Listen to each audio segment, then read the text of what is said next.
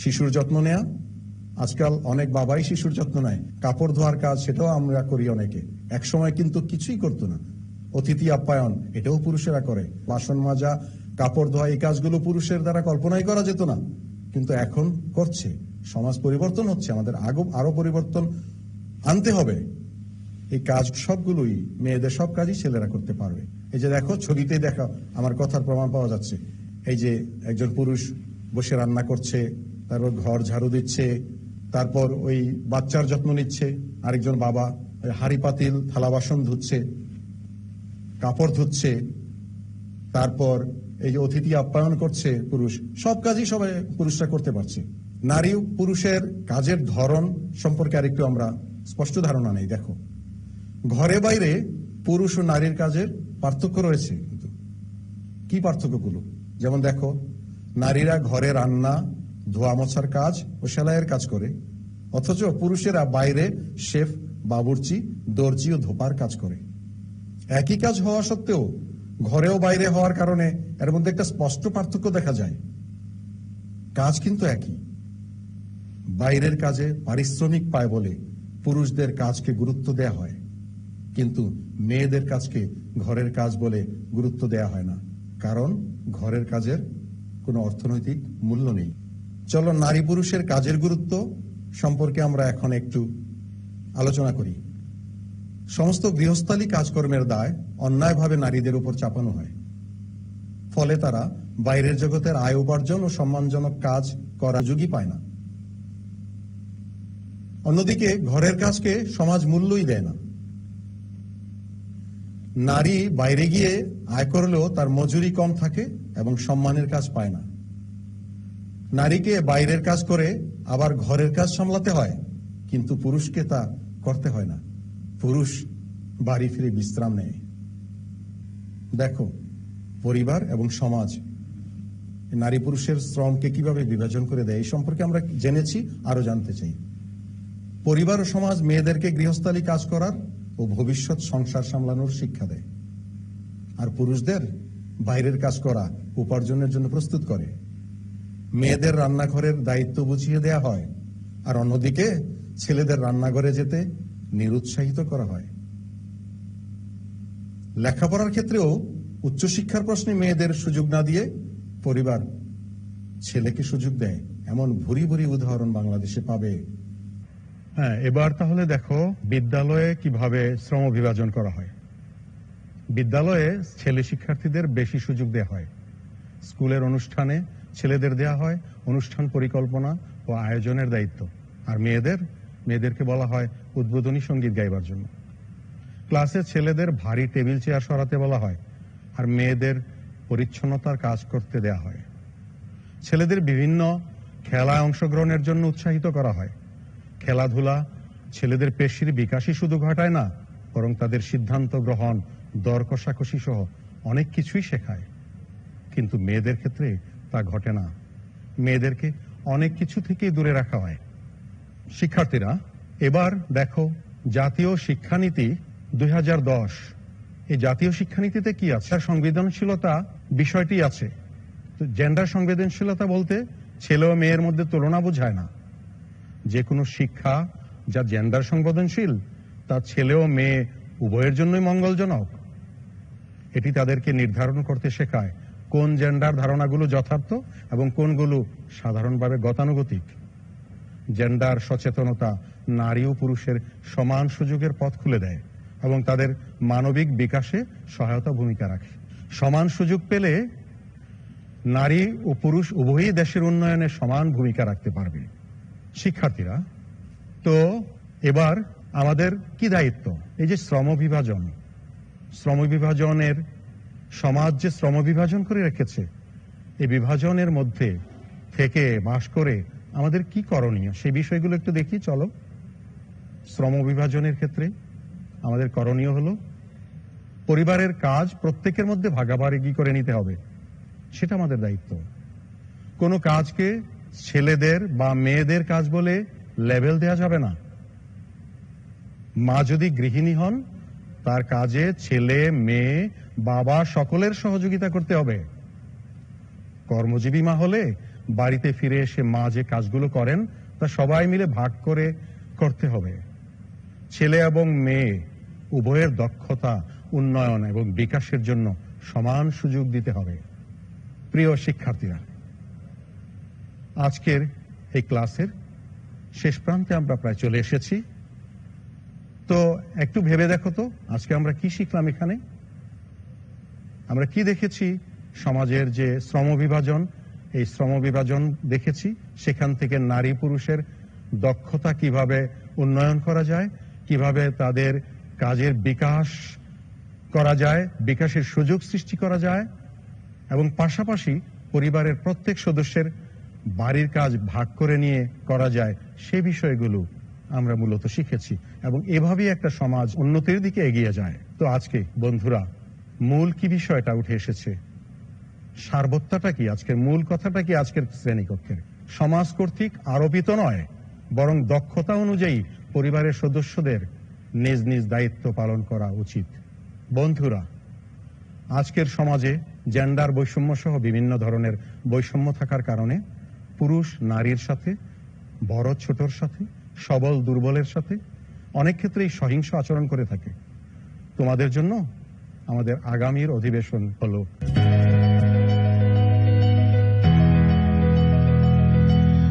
বন্ধুরা, এতক্ষণ আমাদের সাথে পাঠে অংশগ্রহণ করার জন্য তোমাদেরকে জানাচ্ছি আন্তরিক ধন্যবাদ। এই ক্লাসটি যদি তোমরা পুনরায় দেখতে চাও তাহলে ভিজিট করো আমার ঘরে আমার স্কুল ইউটিউব চ্যানেল অথবা ফেসবুক পেজে। এই বিষয়ে তোমাদের কোনো মতামতও থাকতে পারে, তাহলে স্ক্রিনে দেখানো অ্যাড্রেসে মেইলও করতে পারো। বন্ধুরা, বাংলাদেশ সহ সারা বিশ্ব আজ করোনা মহামারীর ভয়াবহ দুর্যোগকাল অতিক্রম করছে। আশা করছি পরম করুণাময় স্রষ্টা এই মহাদুর্যোগ থেকে অচিরেই বিশ্ববাসীকে মুক্তি দেবেন। কিন্তু একটি বিষয় ভুলে গেলে চলবে না, সুস্থ ও নিরাপদ থাকার জন্য আমাদের সরকারি স্বাস্থ্যবিধি মেনে চলতে হবে। তাহলেই আমরা সুস্থ থাকতে পারবো ইনশাল্লাহ। সবশেষে সকলের সুস্থতা, সৌন্দর্য ও শুভকামনায় আজকের মতো বিদায় নিচ্ছি।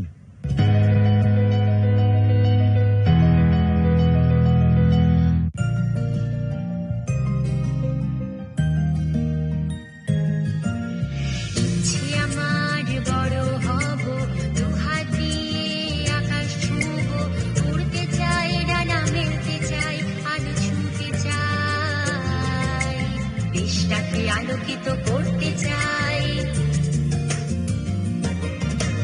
জানো কি তোমরা 18 বছর পর্যন্ত শিশুকাল, বড়দের তাই বলতে চাই এখনই ছেড়ো না যেন হাল।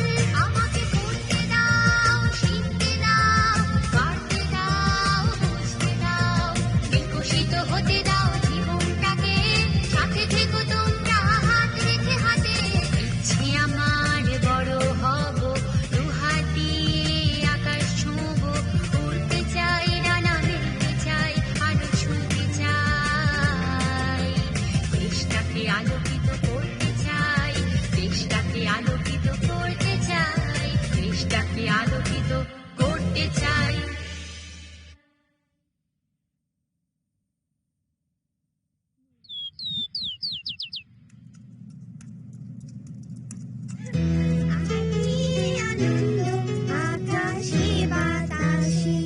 মেয়েরা এসেছো? হ্যাঁ মা। বাহ, তোমাদের খুব খুশি খুশি দেখাচ্ছে, কি ব্যাপার? জানো বাবা, একজন কৃষক মাঠে কিভাবে কাজ করে ও ফসলের যত্ন নেয় সেটা আমরা 1 সপ্তাহ দেখব এবং শিখব। আমাদের কৃষি বিজ্ঞান স্যার আমাদের এই কাজটা দিয়েছে। খুব ভালো, ঠিক আছে, তোমরা শিখে এসে আমাকেও শিখিও। ঠিক আছে বাবা।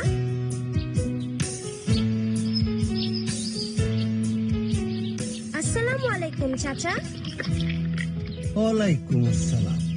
তোমরা আইছো? আমি তোমাদের জন্যই অপেক্ষা করতেছিলাম। জি চাচা। শোনো, তোমাদের স্যার কইছে আমি কেমনে করে কৃষি কাজ করি তা তোমরা দেখতে আসবা। এই এখন দেখো। সব চারা গাছে সঠিক সময়ে সঠিক পরিমাণ পানি দিতে হইব। পানি কম দিলে মাটি শুকায়ে চারা গাছগুলা মরে যাইব, আর পানি বেশি দিলে গোড়া পচে যাইব। শোনো, ভালো করে চারা গাছের যত্ন নিলে ফলন ভালো হইব। চলো এখন আমরা ওই টমেটো তুলতে যাই, কিন্তু সাবধান, টমেটো তোলার সময় খালি এইরকম টমেটো তুলবা, ঠিক আছে? ঠিক আছে চাচা।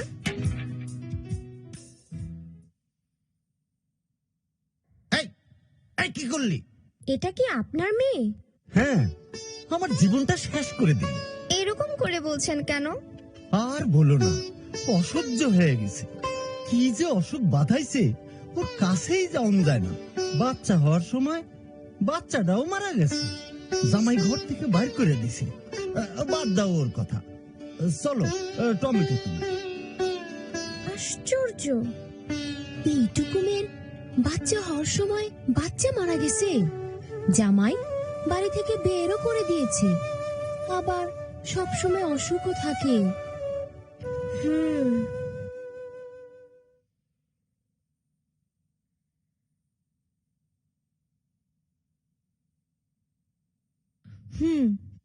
তাহলে তো মেয়েটার অবস্থা খুব খারাপ, শাহানা।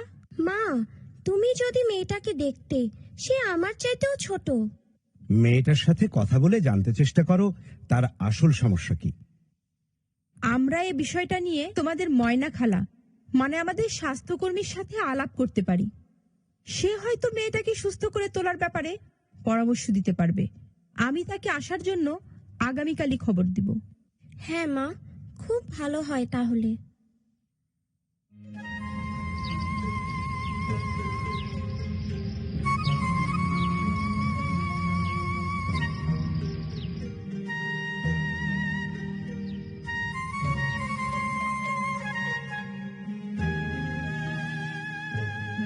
শোনো,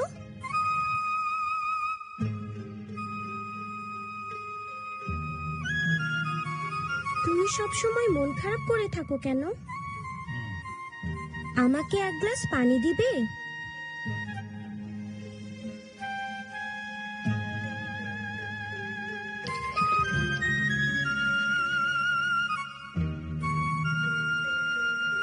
তোমার নাম কি? হাফিজা। বয়স কত তোমার? 14-15। তোমার বিয়ে হয়েছে কতদিন? 2 বছর আগে। তোমার কি হয়েছে? কিছু না। আমাকে বলো। বাচ্চা হওয়ার পর থেকে আমার অনেক সমস্যা হইতেছে। বাচ্চাটাও মারা গেছে।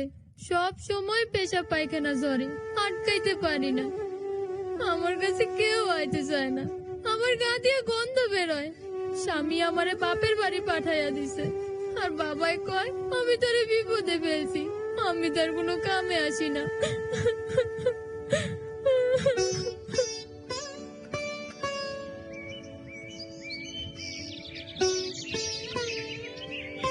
তোমরা মেয়েটার সম্পর্কে যা বললে, তাতে আমার মনে হচ্ছে মেয়েটার প্রসবজনিত ফিস্টুলা হয়েছে।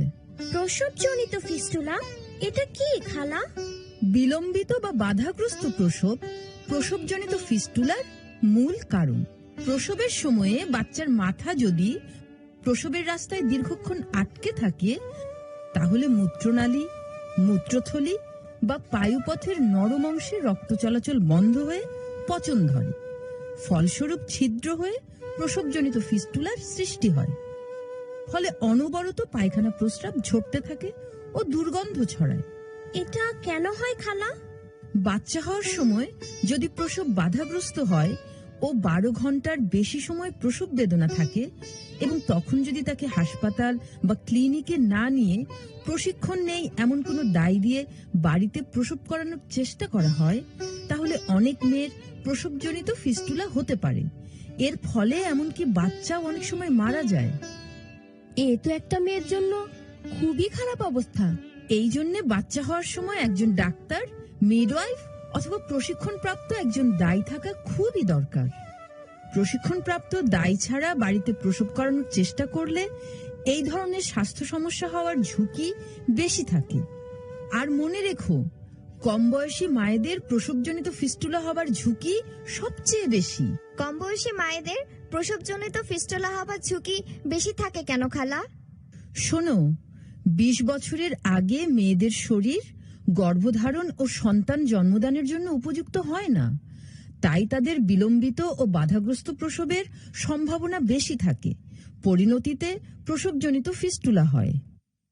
তার মানে কম বয়সে বিয়ে হলে কম বয়সে মা হবে, আর কম বয়সে মা হতে গেলে প্রসবজনিত ফিস্টুলা হওয়ার ঝুঁকি অনেক বেড়ে যাবে।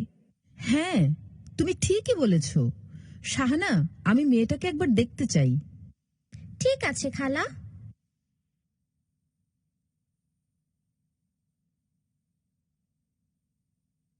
না না, ওইগুলো তো ঠিক মতো পাকে নাই। আরে তোমারে তো বলছি আমি ওইগুলা বীজ হিসাবে রাখবো, আর ওইগুলা তুমি ঠিক মতো পাকার আগেই ছিঁড়ে ফেললা।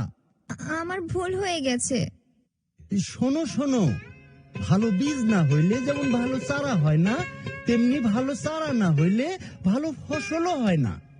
সব কিছুরই সঠিক বয়স হওয়ার দরকার আছে, বুঝলা? ঠিক বলেছেন চাচা।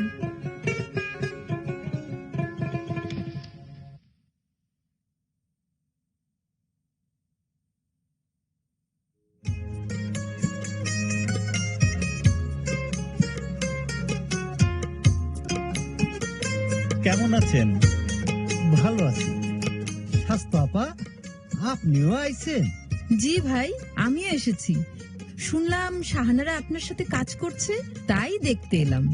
আশা করি আমার মেয়েরা আপনার কোনো সমস্যা করেনি। না না, এরা আমারে অনেক সাহায্য করছে।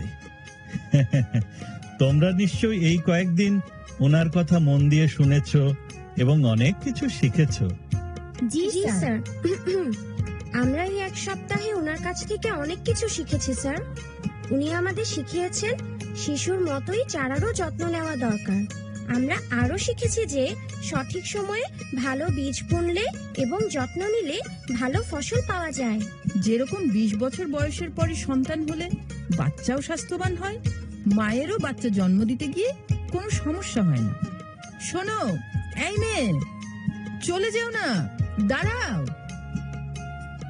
উনি আমাদের এটাও শিখিয়েছেন যে চারা যেন ভালোভাবে বেড়ে উঠতে পারে, তার জন্য রোগগ্রস্ত ও দুর্বল চারাগুলোকে বিশেষ যত্ন নেওয়ার দরকার হয়। হ্যাঁ, তোমরা খুব ভালো শিখেছো। ভাই, আপনি আপনার ফসলের যত্ন ঠিকভাবেই করছেন, কিন্তু আমার মনে হচ্ছে আপনার মেয়ের যত্ন ঠিকভাবে নেওয়া হয়নি। বড় হওয়ার আগে কম বয়সে ওর বিয়ে দিয়ে দিয়েছেন। মানে? শোনেন ভাই, আমি শাহানাদের কাছে শুনেছি আপনার মেয়ে বেশ অসুস্থ। আমি আপনার মেয়েকে একবার দেখতে চাই।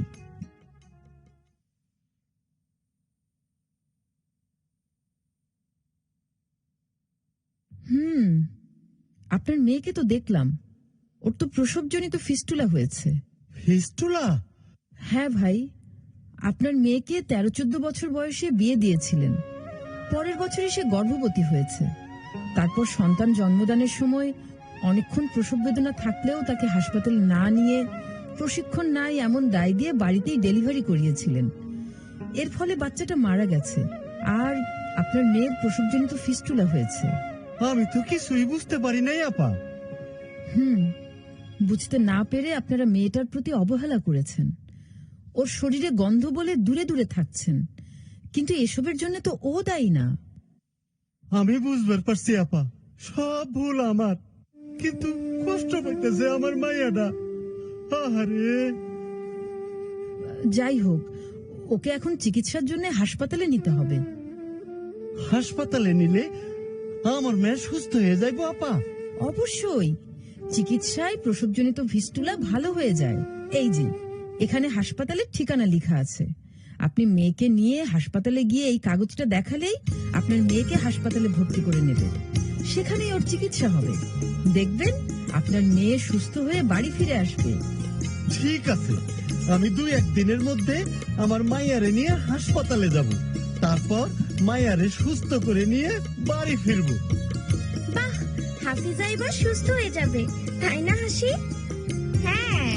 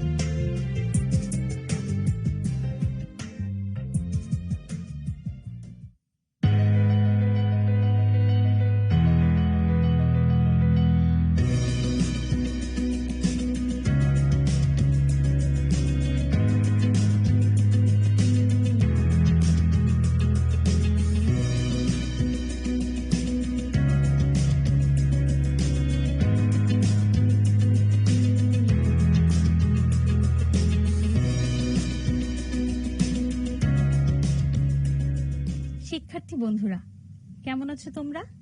আশা করছি ভালো আছো। আমন্ত্রণ আমার ঘরে আমার স্কুলের আজকের জীবন দক্ষতা অধিবেশনে। আমরা অনেকেই চলার পথে নানা রকম সমস্যার মুখোমুখি হতে পারি, তাই বলে মানসিকভাবে ভেঙে পড়লে চলবে না।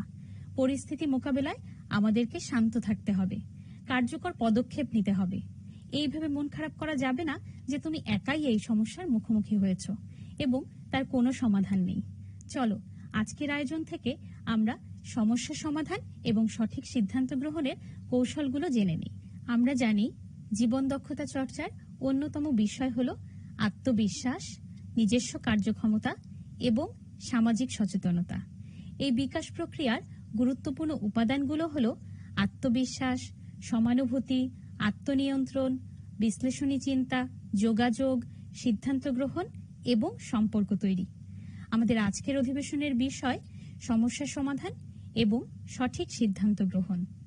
আজ আমরা যে বিষয়গুলো সম্পর্কে ধারণা পাবো, সমস্যা সমাধান করার কৌশল জানতে পারবো, অন্যদের সাথে কিভাবে সমস্যা মোকাবেলা করব তা শিখতে পারবো, সঠিক সিদ্ধান্ত গ্রহণের ধাপগুলো সম্পর্কে জানবো এবং সঠিক সিদ্ধান্ত গ্রহণের ধাপগুলো চর্চা করতে শিখব।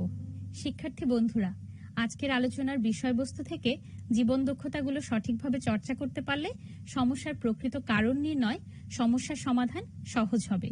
নিজের প্রতি আত্মবিশ্বাস থাকলে সমস্যার মধ্যেও আমরা সমাধান খোঁজার জন্য সচেষ্ট থাকব। আর সমানুভূতির চর্চা থাকলে দলগতভাবে অনেক সিদ্ধান্ত নেওয়া যায়। আত্মনিয়ন্ত্রণের মাধ্যমে আমরা যে কোনো কিছু ধীরভাবে পর্যবেক্ষণ করার দক্ষতা অর্জন করি। পাশাপাশি বিশ্লেষণী চিন্তা, যোগাযোগ দক্ষতা আমাদের কার্যকর সিদ্ধান্ত নিতে সহযোগিতা করে। আমরা পারস্পরিক শ্রদ্ধাবোধ শিখি। সাবলীলভাবে সমস্যা সমাধানে নিজে যেমন ভালো ফলাফল পাই, তেমনি সহযোগিতার হাত বাড়াতে পারি যে সমস্যায় আছে তার প্রতিও। এতে সম্পর্কগুলো হয়ে ওঠে বন্ধুত্বপূর্ণ।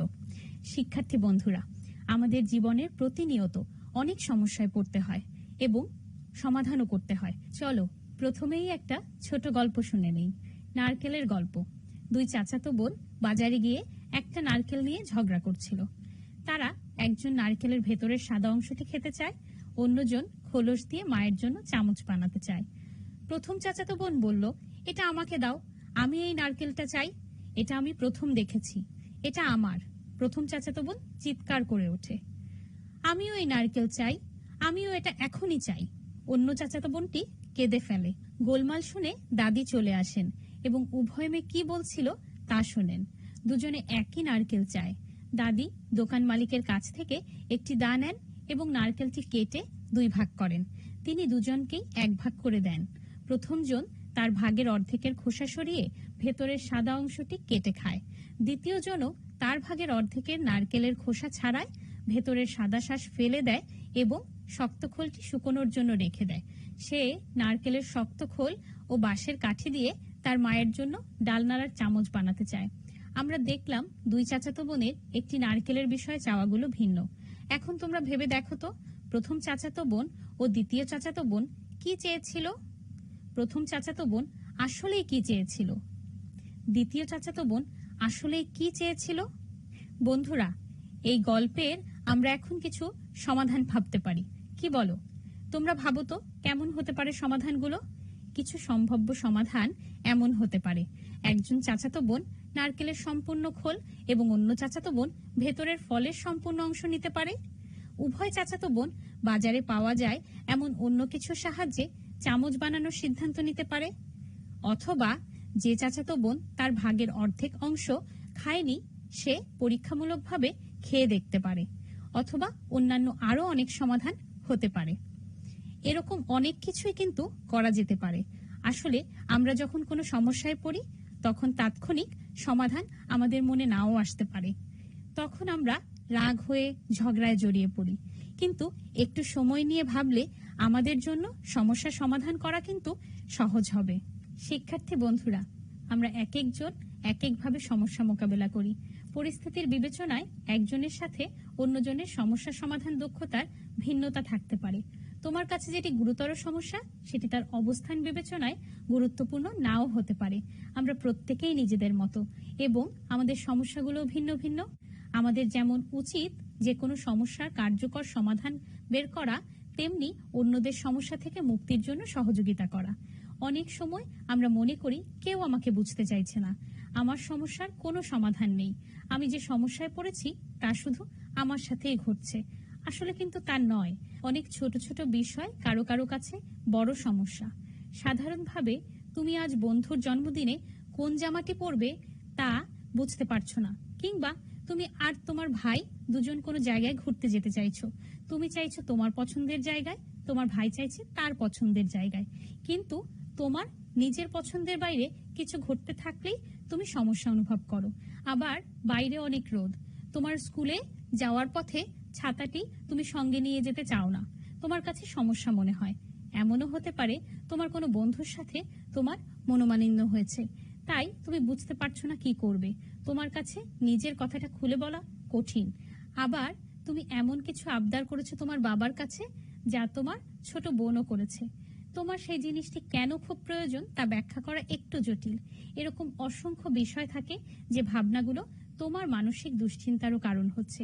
তাই সমস্যাকে সহজভাবে দেখতে হবে।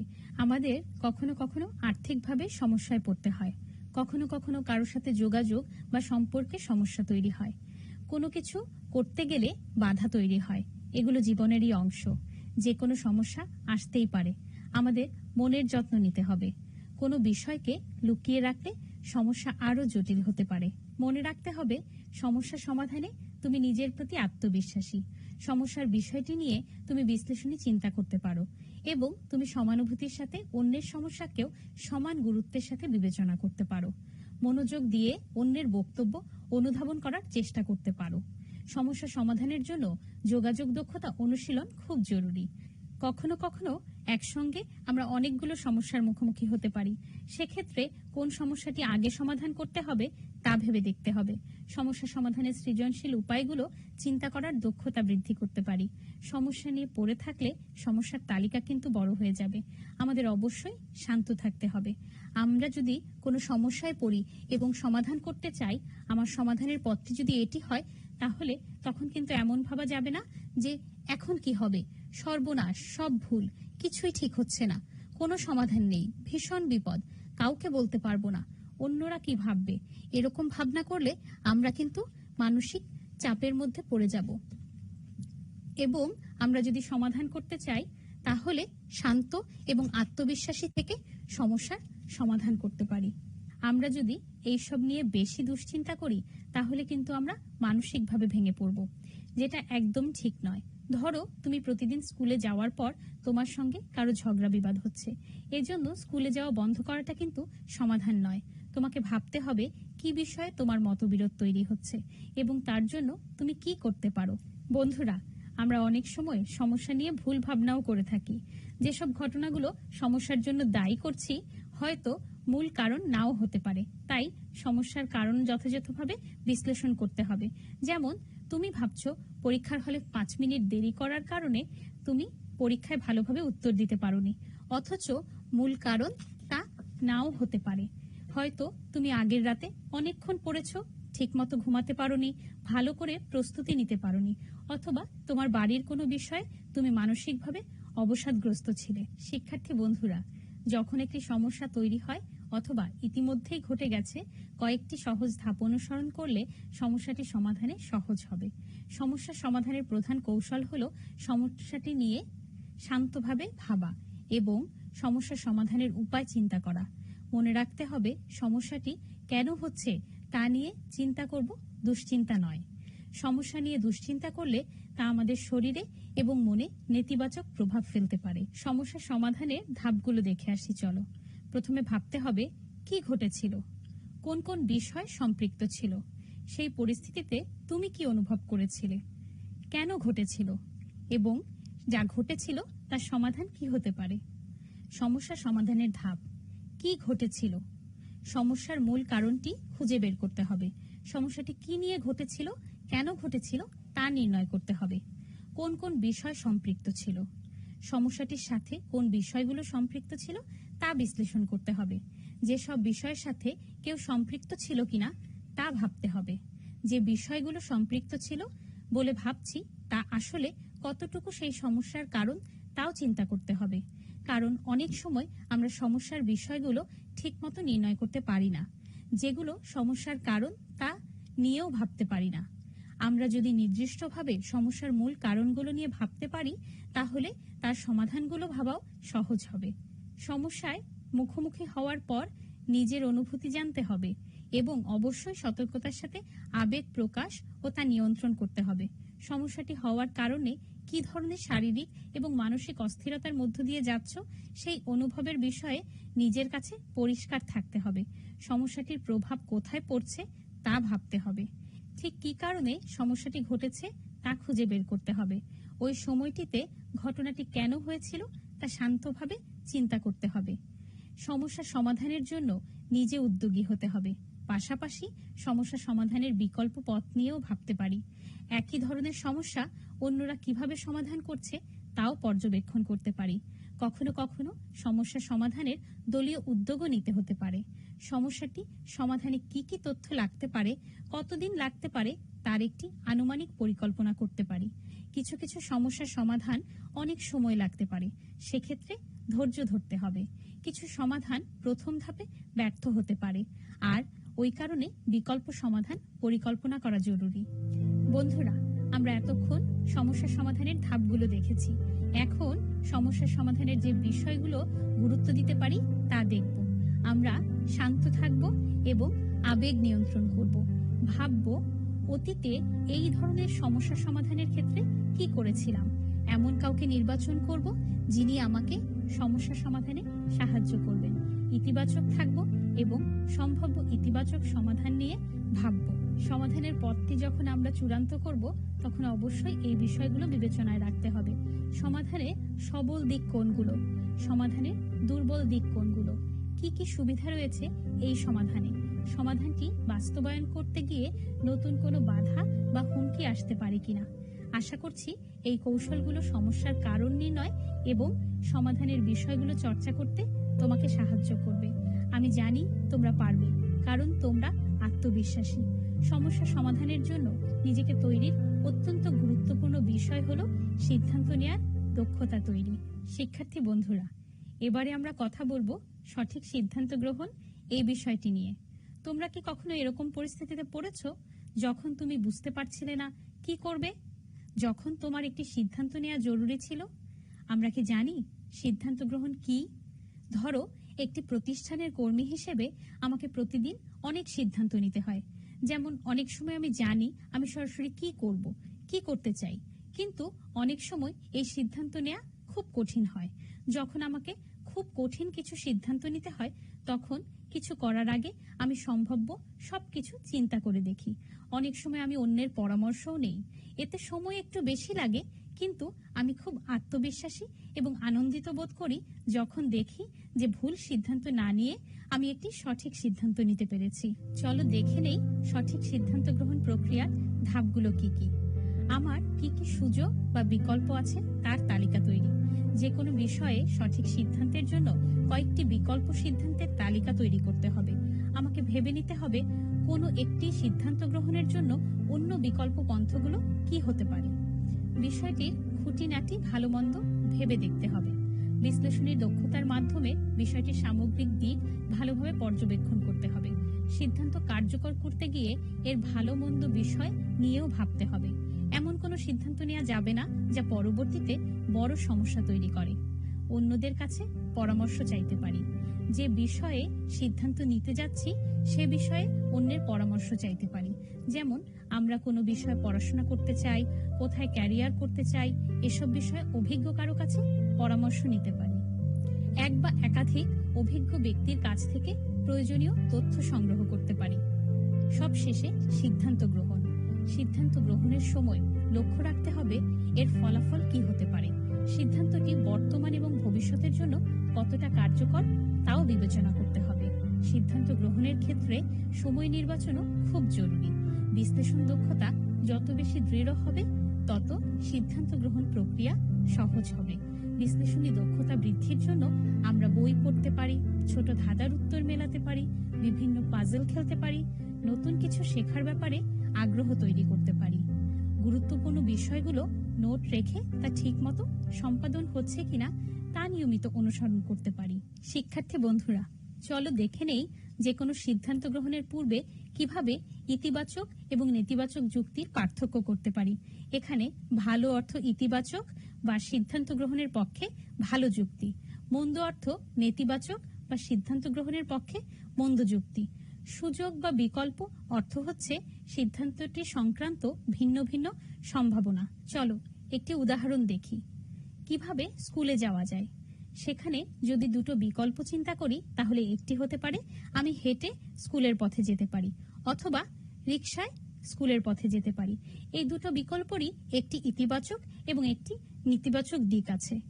যেমন হাঁটার ইতিবাচক দিক হলো এতে কোনো অর্থ ব্যয় হয় না, নেতিবাচক দিক হলো এতে সময় বেশি লাগে, ফলে সকালে বন্ধুদের সাথে বেশি সময় কাটানো যায় না। রিকশা নেওয়ার ইতিবাচক দিক হলো এতে তাড়াতাড়ি যাওয়া যায় এবং বাড়িতে বেশি সময় থাকা যায়। নেতিবাচক দিক হলো এতে টাকা লাগে, যা আমার দুপুরের টিফিনের জন্য বরাদ্দ ছিল।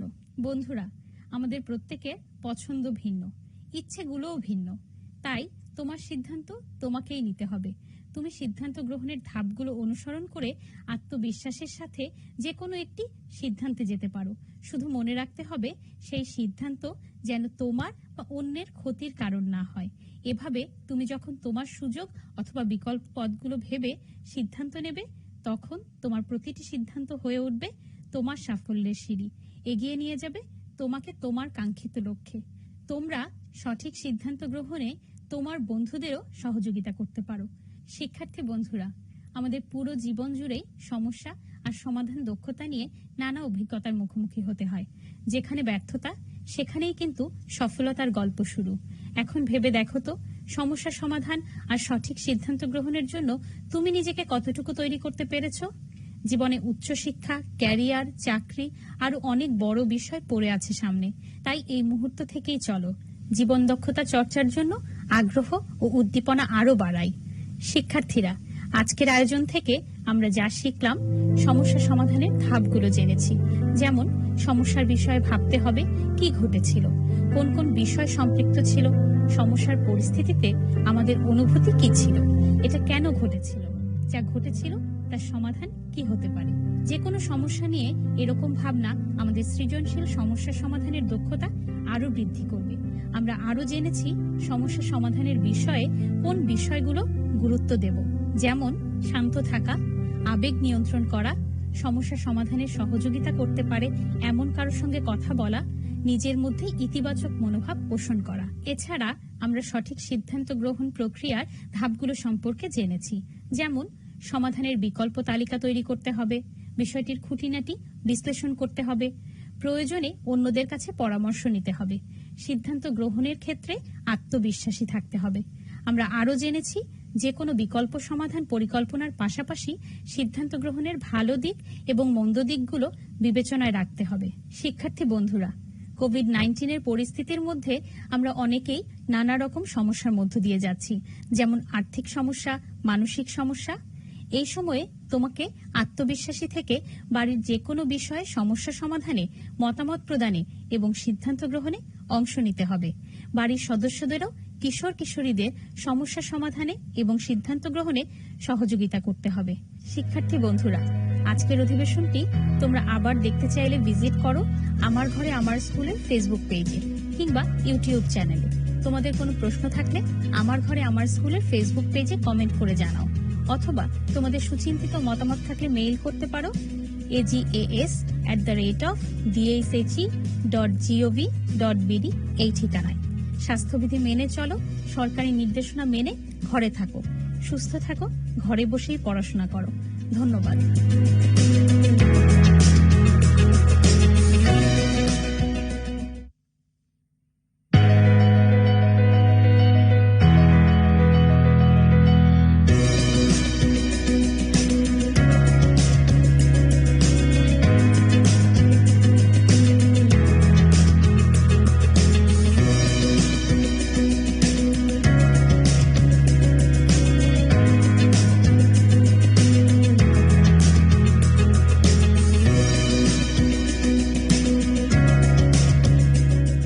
শিক্ষার্থী বন্ধুরা, কেমন আছো তোমরা?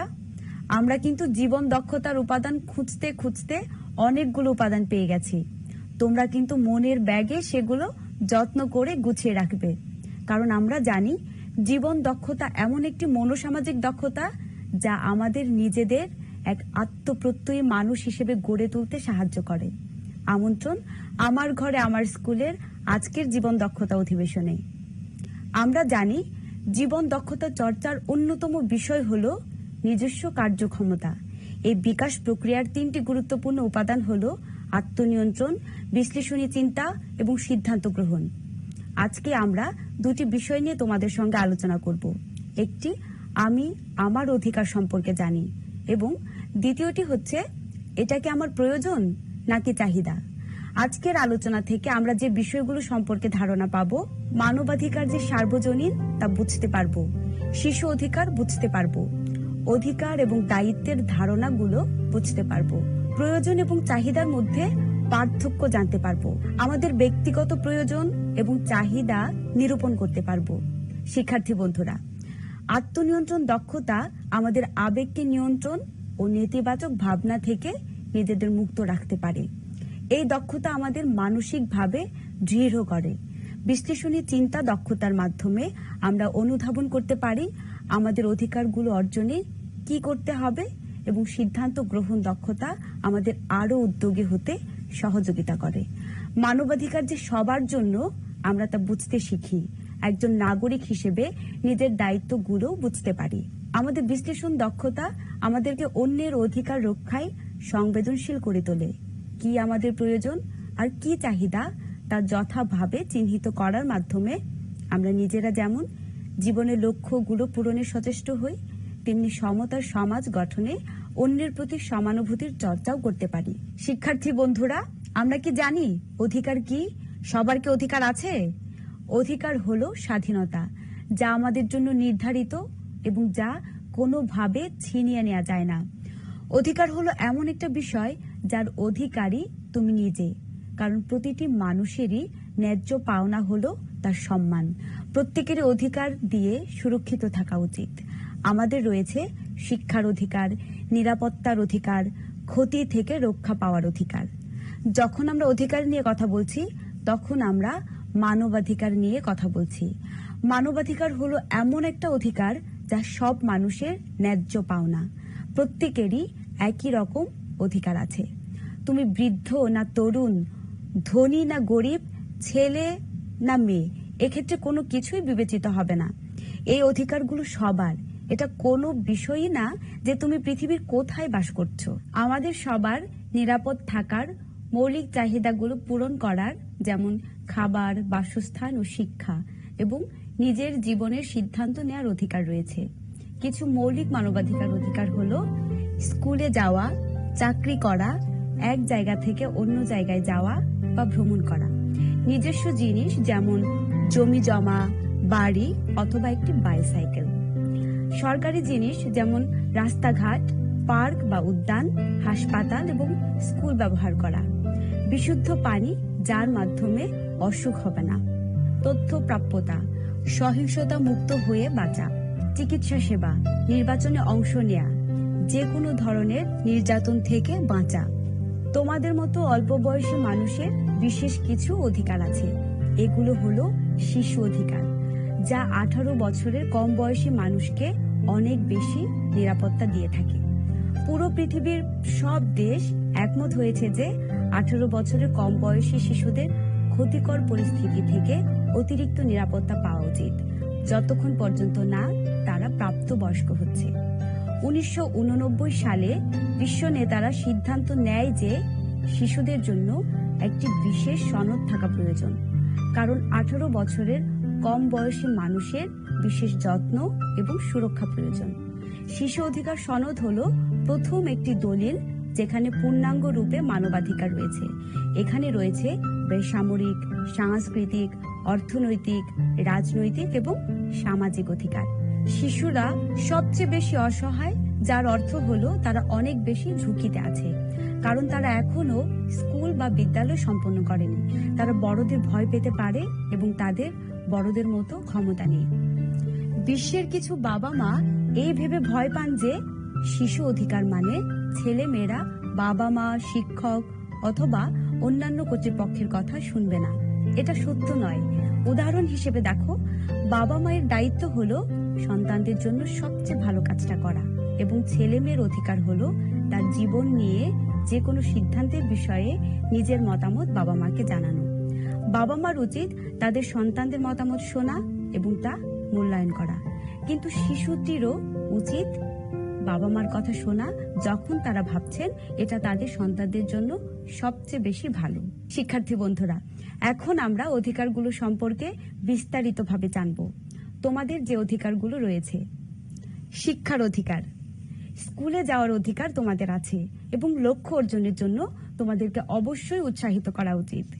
ক্ষতিকারক বিষয় থেকে সুরক্ষিত থাকা, যদি কেউ তোমাদেরকে ক্ষতিকারক বা বিপজ্জনক কোনো কিছুতে জড়ানোর চেষ্টা করে তবে তা প্রত্যাখ্যান করার অধিকার তোমাদের আছে।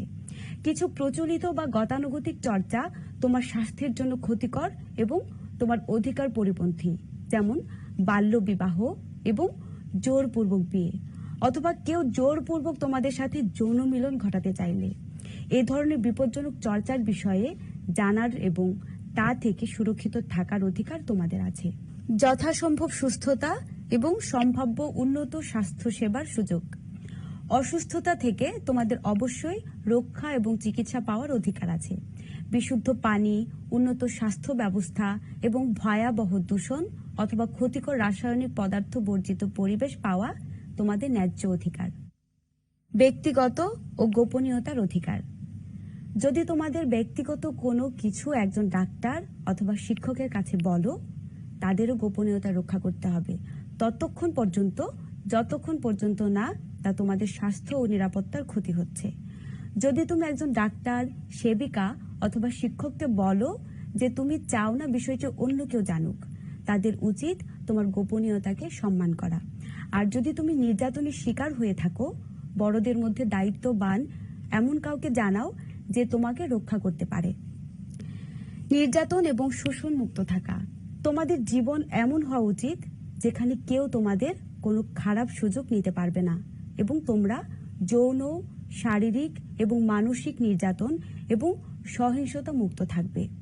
তোমার বাবা মা, আত্মীয় স্বজন অথবা শিক্ষক কেউই তোমাকে আবেগীয়, শারীরিক অথবা যৌন নিপীড়ন করতে পারে না। জীবনে গুরুত্বপূর্ণ সিদ্ধান্ত নেওয়া, যখন তোমাদের বয়স 18 বছরের চেয়ে কম থাকে, তোমাদের সব দায়িত্ব তোমাদের বাবা মা অথবা অভিভাবকদের। এই অধিকারের জন্য তোমাদের জীবনকে প্রভাবিত করতে পারে এমন বিষয়ে অবশ্যই তুমি তোমার মতামত দিতে পারো। যেমন, মনে করো তোমরা কোন পেশায় যেতে চাও এবং কখন তোমরা বিয়ে করতে চাও ইত্যাদি। এই বয়সে তোমরা সব সিদ্ধান্ত নিজেরা নিতে পারবে না, কিন্তু তোমাদের মতামত দৃঢ় এবং অবশ্যই বিবেচিত হতে হবে। যখন তোমার জীবনের বিষয়ে কোনো সিদ্ধান্ত নেওয়া হচ্ছে, তোমার অধিকার আছে সেখানে অংশগ্রহণ করে ওইসব সিদ্ধান্ত তৈরি করা। আবার 18 বছরের বেশি হয়ে গেলে তুমি যা ইচ্ছে তাই সিদ্ধান্ত নিতে পারবে না। সিদ্ধান্ত গ্রহণ প্রক্রিয়ায় এমনভাবে অংশ নেবে যাতে নিজের কোনো ক্ষতি না হয় এবং অন্যের মর্যাদা ও অধিকার রক্ষা পায়। সমিতি বা সংঘ গঠনের স্বাধীনতার অধিকার, বন্ধুদের সাথে মিলিত হওয়ার এবং দল গঠন করে নিজেদের চিন্তা চেতনা উন্মোচিত করার অধিকার তোমাদের আছে, যতক্ষণ পর্যন্ত না তা কোনো ধরনের আইন ভঙ্গ করছে। বন্ধুদের সাথে আলোচনা করে অথবা দল গঠন করে তোমরা তা করতে পারো। মত প্রকাশের স্বাধীনতার অধিকার, তোমাদের বলার, লেখার অথবা কোনো কিছু আঁকার অনুমতি আছে। কিশোর কিশোরীদের অধিকার আছে চিন্তার এবং যা তারা বিশ্বাস করতে পছন্দ করে, যতক্ষণ পর্যন্ত না তা অন্যের ক্ষতি করে। নিজের মতামত প্রতিষ্ঠা করার অধিকার তোমাদের আছে। শিক্ষার্থী বন্ধুরা, তোমাদেরকে মনে হয় সব শিশু এবং কিশোর কিশোরীদের এই অধিকারগুলো আছে? কোন অধিকারগুলো শিশুদের জন্য অধিক সুরক্ষিত করা উচিত? যে কোনো অধিকার কিছু দায়িত্ব বহন করে, আর তাই যদি সব শিশু এবং অল্প বয়সীদের এই অধিকারগুলো দেওয়া হয়, তবে সেই অধিকারগুলো পেতে তোমাদেরকেও কিছু দায়িত্ব পালন করতে হবে। দায়িত্ব হলো এমন একটা বিষয় যার ফলে তোমাদেরকে এই অধিকারগুলো রক্ষা করতে হবে। উদাহরণ হিসেবে, যদি সহিংসতা এবং নির্যাতন মুক্ত জীবনযাপন তোমাদের অধিকার হয়ে থাকে, তবে তোমাদেরকে দায়িত্ব পালন করতে হবে। তোমাদের দায়িত্ব হলো কাউকে গালাগাল অথবা নির্যাতন না করা। আমাদের অধিকারগুলো তখনই নিশ্চিত হয় যখন সব মানুষ তা রক্ষা করে। অন্য মানুষের অধিকারের প্রতি শ্রদ্ধাশীল হয়ে তাদের প্রতি আমাদের শ্রদ্ধা ও সম্মান দেখানো প্রয়োজন। আমরা এটা করি কারণ আমরা দায়িত্বশীল এবং আমরা কারো অধিকার খর্ব করব না। যেমনটা আমার নিজের ক্ষেত্রে চাই কেউ আমার অধিকার কেড়ে না নিক। শিক্ষার্থী বন্ধুরা, তোমরা কি মনে হয় অন্যের প্রতি সম্মান দেখিয়ে নিজের অধিকার রক্ষা করা মানুষের জন্য গুরুত্বপূর্ণ? অধিকারগুলোকে রক্ষা করা সম্ভব যদি কেউ তার দায়িত্ব পালন না করে? কেন অথবা কেন নয়? চলো এবার আরেকটু গভীরভাবে ভেবে দেখি। জীবনে আমরা যা কিছু করি তা অন্য কারো উপর প্রভাব ফেলতে পারে। যখন আমাদেরকে অধিকার দেওয়া হয় তখন আমাদেরও কিছু দায়িত্ব থাকে। মানবাধিকার সব মানুষকে রক্ষা করে, কারণ জীবনের সফলতা আমাদের ন্যায্য অধিকার। আজ আমরা শিশু এবং তরুণদের অধিকার সম্পর্কে জেনেছি। আমরা অবশ্যই এই বার্তাগুলো অন্যদের জানাবো। আজ আমরা মানবাধিকার এবং শিশু ও কিশোর কিশোরীদের অধিকার নিয়ে কথা বলেছি। প্রত্যেক মানুষেরই শ্রদ্ধা, সম্মান, প্রাপ্য এবং একই ধরনের অধিকার রয়েছে। আমাদের মৌলিক চাহিদাগুলো পাওয়া আমাদের অধিকার, যেমন শিক্ষা, স্বাস্থ্য এবং খাবার। আমাদের সুরক্ষা নিশ্চিত করা এবং মতামত ও বেশ কিছু বিষয়ের নিয়ন্ত্রণ আমাদের জীবনে ঘটতে পারে। তার মানে এই না যে পরিবারের কথা আমরা শুনবো না। আমরা তাদের সাথে আলোচনা করতে পারি যে আমরা কেমন অনুভব করছি এবং আমাদের বয়স কম হলেও গুরুত্বপূর্ণ আলোচনায় অংশগ্রহণ করব। এই অধিকারগুলো অন্য মানুষের অধিকারগুলোর প্রতি শ্রদ্ধাশীল হওয়ার দায়িত্ব হিসেবেই আসে। আমরা অবশ্যই অন্যদের প্রতি শ্রদ্ধাশীল আচরণ করব, যেমন আমরা তা নিজের জন্য আশা করি এবং প্রাপ্য বলে মনে করি। শিক্ষার্থী বন্ধুরা, অধিকারের সাথে দায়িত্বের মধ্যে একটা যোগসূত্র রয়েছে। শুধু অধিকার চাই বা অধিকার অর্জন করলেই হবে না, তোমাদের কিন্তু দায়িত্বের সাথে সে প্রাপ্ত অধিকারগুলোর মর্যাদা দিতে হবে। অন্যদের প্রতি আমাদের শ্রদ্ধা এবং সম্মান দেখাতে হবে তাদের অধিকারগুলোর প্রতি শ্রদ্ধাশীল হওয়ার মাধ্যমে। আমরা যে অধিকারগুলো নিয়ে কথা বললাম, এখন চলো দেখে নিই সে অধিকার রক্ষায় দায়িত্বগুলো আমাদের কি হতে পারে। শিক্ষার অধিকার, শিক্ষক এবং সহপাঠীদের সম্মান করা এবং শ্রেণীকক্ষের নিয়ম কানুন মেনে চলা। ক্ষতিকারক বিষয় থেকে সুরক্ষিত থাকার অধিকার আছে আমার। অল্প বয়সী অন্য একজন ব্যক্তি যখন কোনো একটা বিষয়ে অংশগ্রহণ করতে অস্বীকৃতি জানায়, তার সম্মান করা এবং তার উপর কোনো চাপ প্রয়োগ না করা আমার দায়িত্ব। যথাসম্ভব সুস্থতা এবং সম্ভাব্য উন্নত স্বাস্থ্য সেবার অধিকার আমার আছে। অন্যদের স্বাস্থ্য বিপন্ন না করা এবং পরিবেশ রক্ষা করা, ব্যক্তিগত ও গোপনীয়তা রক্ষা করা আমার অধিকার। পরচর্চা অথবা অন্যদের গোপনীয়তা ক্ষতিগ্রস্ত না করা। নির্যাতন এবং শোষণ মুক্ত থাকা আমার অধিকার। অন্য কোনো যুবক বা অল্প বয়সী অথবা বড়দের ক্ষতি না করা, গালাগাল না দেয়া এবং নির্যাতন না করা। জীবনের গুরুত্বপূর্ণ সিদ্ধান্তে অংশগ্রহণ করা হচ্ছে আমার অধিকার। আমার দায়িত্ব হচ্ছে আমার মত প্রকাশ এবং আমার পরিবারের পছন্দ সিদ্ধান্ত তৈরি করা। সমিতি অথবা সংঘ গঠনের স্বাধীনতা। অন্যদের অধিকারকে সম্মান করলে দল গঠন করা যায় এবং তারা তাদের বিশ্বাস এবং মূল্যবোধের অনুভূতিগুলো প্রকাশ করতে পারে। মত প্রকাশের স্বাধীনতা। তরুণ এবং বয়োজ্যেষ্ঠদের মতামতকে সম্মান করা এবং অন্যদের আঘাত করার জন্য স্বাধীনতার ব্যবহার না করা আমার দায়িত্ব। অনেক সময় দেখা যায় কিছু বিকৃত ভাবনার মানুষ শিশুদের সাথে সুযোগ নিতে চেষ্টা করছে এবং নির্যাতন করছে। তাই শিশুদের পাশাপাশি বড়দেরও এই অধিকারগুলো সম্পর্কে জানা প্রয়োজন। এই অধিকারগুলো শিক্ষা দেওয়ার ফলে ছেলে মেয়েদের গুরুত্বপূর্ণ জীবন দক্ষতা তৈরি হবে, যেগুলো হচ্ছে আত্মসচেতনতা, সমানুভূতি, সিদ্ধান্ত গ্রহণ, বিশ্লেষণী চিন্তা, অধ্যবসায় এবং শ্রদ্ধা।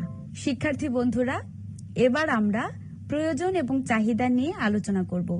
আমরা কি জানি প্রয়োজন এবং চাহিদা বলতে কি বোঝায়? এ দুটো কি সমার্থক শব্দ নাকি আসলেই পার্থক্য রয়েছে? প্রয়োজন হলো সেই সব জিনিস যেগুলো ছাড়া আমরা বাঁচতে পারি না এবং যেগুলো আমাদের স্বাস্থ্য, সুরক্ষা এবং ভবিষ্যতের জন্য গুরুত্বপূর্ণ। আর চাহিদা হলো সেই সব জিনিস যেগুলো আমরা পছন্দ করি, কিন্তু সেগুলো না হলেও আমরা বাঁচতে পারি। মাঝে মাঝে অনেকেরই এমন হয় যে আমরা কিছু জিনিস কিনতে চাই, কিন্তু তার জন্য আমার টাকা নেই। যখন আমি তোমাদের বয়সে ছিলাম, যে জিনিসগুলো তোমরা কিনতে চাও আমিও সেগুলো কিনতে চাইতাম। যদি আমাদের সীমিত পরিমাণ টাকা থাকে, তবে আমাদের সিদ্ধান্ত নিতে হবে আমাদের সবচেয়ে প্রয়োজনীয় জিনিস কোনগুলি। প্রয়োজন এবং চাহিদার পার্থক্য আমাদের জানা জরুরি, যার ফলে আমরা আমাদের টাকার প্রতি দায়িত্বশীল হতে পারি এবং পরিবারের প্রতি অনেক বেশি যত্নশীল হতে পারি। উদাহরণ হিসেবে, আমার অনেক জামা আছে, তবু আমার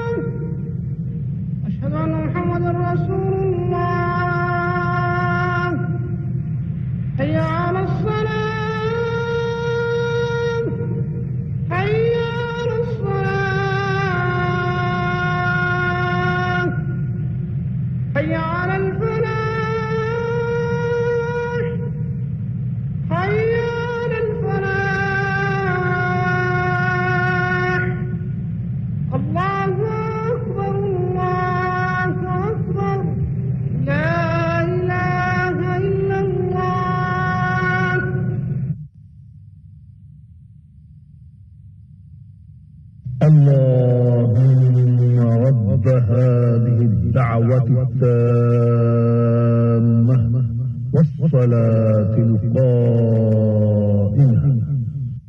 آت محمدا الوسيلة والفضيلة والدرجة الرفيعة وابعثه مقاما محمودا الذي وعدته إنك لا تخلف الميعاد। হে আল্লাহ, এই পরিপূর্ণ আহ্বান ও শাশ্বত নামাজের তুমি প্রভু। হযরত মুহাম্মদ সাল্লাল্লাহু আলাইহি ওয়াসাল্লামকে দান করো বেহেশতের সর্বোচ্চ সম্মানিত স্থান এবং সুমহান মর্যাদা, আর তাকে অধিষ্ঠিত করো শ্রেষ্ঠতম প্রশংসিত স্থানে, যার প্রতিশ্রুতি তুমি তাকে দিয়েছ। নিশ্চয়ই তুমি প্রতিশ্রুতির ব্যতিক্রম করো না।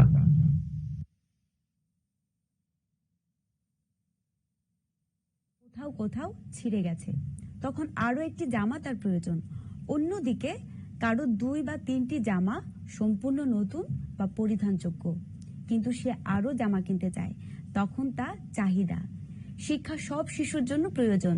লেখার খাতা, স্কুলের পোশাক, বই, চশমা, পেন্সিল এবং স্কুলের জন্য অন্যান্য প্রয়োজনীয় জিনিসের যোগান হলো প্রয়োজন। তোমাদেরকে এখন একটি তালিকা দেখাচ্ছি, ভেবে দেখো তো কোনগুলো প্রয়োজন আর কোনগুলো চাহিদা। পানি, বাড়ি ভাড়া, খাবার, সুস্থতায় তোমার ওষুধ, সাজগোজের সরঞ্জাম, স্যানিটারি ন্যাপকিন, বাড়ি ভাড়া, অতিরিক্ত জুতা, চুলের উপাদান, স্কুলের জন্য খাতা এবং বই। এবার আমরা দেখে নিব কোনগুলো প্রয়োজন। পানি, খাবার, তারপর হচ্ছে সুস্থতায় তোমার ওষুধ, বাড়ি ভাড়া, স্যানিটারি ন্যাপকিন, স্কুলের জন্য খাতা এবং বই। কিভাবে তোমরা প্রয়োজন এবং চাহিদার মধ্যে পার্থক্য করবে? এটা কি কঠিন অথবা সহজ? আমরা যদি প্রত্যেকে বিশ্লেষণী চিন্তা দক্ষতা দিয়ে বিবেচনা করি, তাহলে প্রয়োজন এবং চাহিদা নিরূপণ করা আমাদের কাছে সহজ হবে। তোমাদের একটি গল্প বলি, পরী এবং নীলার গল্প। পরী এবং নীলা দুইজনে একটি দোকানে কাজ করে। প্রতি সপ্তাহেই প্রত্যেকেই কিছু টাকা রোজগার করে। পরী প্রতি সপ্তাহেই তার সব টাকা খরচ করে ফেলে। সবাই মনে করে পরী নীলার চেয়ে অনেক বেশি টাকা রোজগার করে, কারণ পরী নতুন নতুন জামা এবং জুতা পরে। মাঝে মাঝে পরী কাজে এবং স্কুলে যাওয়ার জন্য বাসে যাতায়াত করে, যেখানে অন্যদিকে নীলা পায়ে হেঁটে যাতায়াত করে। পরী মাঝে মাঝে দোকান থেকে কোক এবং মিষ্টি কেনে, যেখানে অন্যদিকে নীলা পানি অথবা চা এবং মায়ের বানানো মিষ্টি বাড়িতেই খেয়ে থাকে। টাকা বেঁচে গেলে সেটা দিয়ে পরী নীল পালিশও কিনে থাকে। পরী কখনোই কোনো টাকা জমায় না। এদিকে নীলা একটি বাক্সে প্রতি সপ্তাহে টাকা সঞ্চয় করে। এটা খুব সহজ ছিল না, কিন্তু তার যেসব চাহিদা ছিল এবং যেগুলোতে সে অতিরিক্ত টাকা খরচ করত, সেগুলি সে বাদ দিয়েছিল। নতুন গলার মালা কেনার চেয়ে নীলা তার পুরাতন মালাটি পরার সিদ্ধান্ত নেয়। নীলা নতুন একটি জামা কেনার জন্য কয়েক মাস অপেক্ষা করার সিদ্ধান্ত নেয়। নীলা মাঝে মাঝে হালকা নাস্তাও কিনত। সে তার মাকে সংসারের প্রয়োজনীয় খরচের জন্য টাকা দিত, যেন সে তার পরিবারের জন্য খাবার এবং বিশুদ্ধ পানি কিনতে পারে। এরপরও নীলা কিছু টাকা তার টাকা জমানোর বাক্সে সঞ্চয় করত। নীলা আশা করছে আরো কিছু টাকা সঞ্চয় করতে পারলে সে তার স্কুলের বেতন দিতে পারবে, কারণ সে কিছুদিন পর কলেজে ভর্তি হতে চায়। এই গল্প থেকে কিছু প্রশ্নের উত্তর চলো এবার মিলিয়ে নেই। নীলা তার টাকা কোথায় খরচ করে? সে কি বেশিরভাগ চাহিদা অথবা প্রয়োজনে খরচ করে? পরী তার টাকা কোথায় খরচ করে? সে কি বেশিরভাগ চাহিদা অথবা প্রয়োজনে খরচ করে? হ্যাঁ, তোমরা যা ভাবছো তাই। নীলা প্রয়োজনে খরচ করত আর পরী তার চাহিদার খরচ করত। কে বেশি টাকা সঞ্চয় করে? হ্যাঁ, ঠিক ধরেছ। বুঝে খরচ করায় নীলা বেশি সঞ্চয় করতে পারত। আমাদের প্রত্যেকেরই টাকার সদ্ব্যবহার করতে হবে। অহেতুক টাকা খরচ করা ঠিক না। যাদের আমাদের অনেক টাকা আছে তাদেরও বুঝে খরচ করতে হবে। অনুভব করতে হবে আমার চাহিদার বিলাসপণ্য অন্যের মন খারাপ করিয়ে দিতে পারে, বৈষম্য সৃষ্টি করতে পারে। সন্তান হিসেবে আমাদের বাবা মাকে বুঝতে হবে এমন কোনো কিছু আবদার করা যাবে না যাতে বাবা মার সেটা কিনে দিতে কষ্ট হয় বা নিজের জন্য কিনতে গিয়ে পরিবারের অন্য সদস্যরা বঞ্চিত হয়। ঠিক তেমনি আমাদের কিন্তু প্রয়োজনের দিকেও খেয়াল রাখতে হবে। এই যেমন তুমি চোখে ভালো দেখতে পাচ্ছ না, তুমি মনে করছো একটা চশমা হলে ভালো হয়, কিন্তু হাতে টাকা নেই। তখন পরিবারের সদস্যদের সাথে বিষয়টি খোলামেলা বুঝিয়ে বলতে হবে। টাকার কথা ভেবে প্রয়োজনকে এড়িয়ে গেলে ভবিষ্যতে আরো বড় সমস্যার সম্মুখীন হতে হবে। তাই সঠিকভাবে প্রয়োজন এবং চাহিদা নির্ণয় করতে হবে। তোমরা কি মনে করো ছেলেরা এবং মেয়েরা আলাদা আলাদা জিনিসের জন্য টাকা খরচ করে? যদি হয় তবে কেন? ছেলে বা মেয়ে তুমি যেই লিঙ্গের হও না কেন, তোমার প্রয়োজন এবং চাহিদাগুলো সঠিকভাবে নির্ধারণ করা খুব জরুরি। কারণ জীবনে চলার পথে যে কোনো সংকটে আর্থিকভাবে তোমার সহযোগিতা তোমার পরিবারের কষ্ট কমিয়ে দিতে পারে। আর তুমি যদি ভাবো যে ছেলে বলে তুমি বাবা মায়ের বেশি টাকা খরচ করার অধিকার রাখো তোমার বোনের চেয়ে, তবে তুমি কিন্তু বৈষম্য তৈরি করছো। যেমন তুমি ছেলে বলে তোমাকে টিফিনের টাকা বেশি চাইতে হবে এবং অন্যদিকে তোমার বোনকে কম টাকা দিবে, তাহলে কিন্তু বৈষম্য সৃষ্টি হলো। অন্যদিকে যে পরিবারে জেন্ডার বৈষম্য থাকে সে পরিবারে ছেলে এবং মেয়ের মধ্যে প্রয়োজন বিষয়টি সমান গুরুত্ব পায় না। আমাদের পরিবারের বড়দেরও বাড়িতে সকল সদস্যের সমানভাবে সুযোগ বন্টন করতে হবে। আজ আমরা আমাদের প্রয়োজন এবং চাহিদা সম্পর্কে শিখলাম। তোমাদের প্রয়োজন কোনটা তা জানা খুবই গুরুত্বপূর্ণ, কারণ তোমরা যা কিছু চাও তার সবকিছু কেনার জন্য তোমাদের অনেক টাকা নেই। তোমার চাহিদা মতো জিনিস কিনতে চাওয়ার মধ্যে কোনো অন্যায় নেই। নতুন কিছু পেতে সবারই খুব ভালো লাগে, কিন্তু তোমাদের প্রয়োজন সম্পর্কে প্রথমে নিশ্চিত হওয়াটা গুরুত্বপূর্ণ।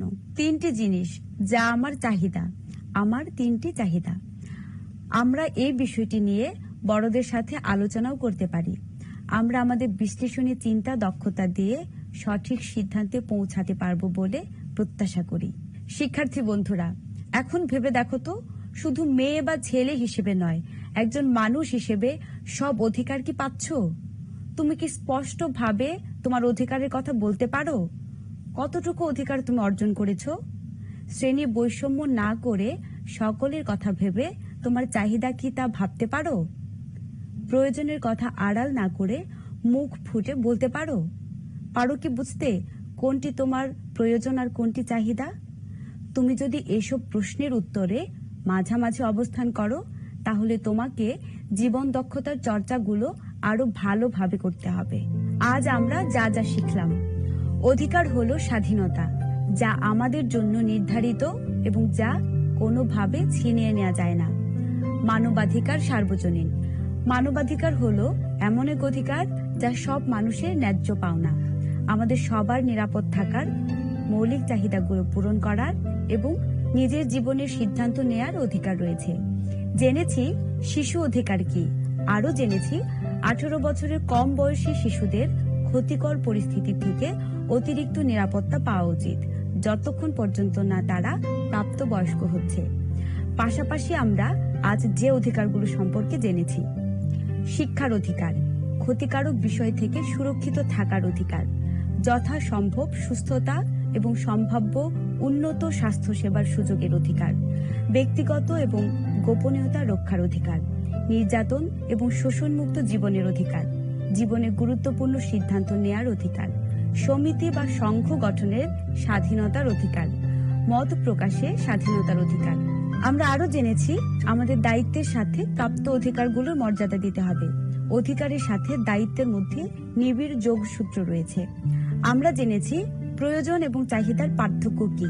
প্রয়োজন হলো সেই সব জিনিস যেগুলো ছাড়া আমরা বাঁচতে পারি না এবং যেগুলো আমাদের স্বাস্থ্য, সুরক্ষা এবং ভবিষ্যতের জন্য গুরুত্বপূর্ণ। আর চাহিদা হলো সেই সব জিনিস যেগুলো আমরা পছন্দ করি, কিন্তু সেগুলো না হলেও আমরা বাঁচতে পারি। প্রতিটি মানুষের চাহিদা প্রাধান্য আলাদা। কখনো কারো কাছে যেটা প্রয়োজন, অন্যের কাছে সেটা চাহিদা হতে পারে। ছেলে বা মেয়ে আমরা যেই লিঙ্গের হই না কেন, প্রয়োজন এবং চাহিদাগুলো সঠিকভাবে নির্ধারণ করা খুব জরুরি। অনুভব করতে হবে আমার চাহিদার বিলাসপূর্ণ অন্যের মন খারাপ করিয়ে দিতে পারে, বৈষম্য সৃষ্টি করতে পারে। তাই বৈষম্য করা যাবে না। আমাদের বিশ্লেষণী দক্ষতা বৃদ্ধি করতে হবে।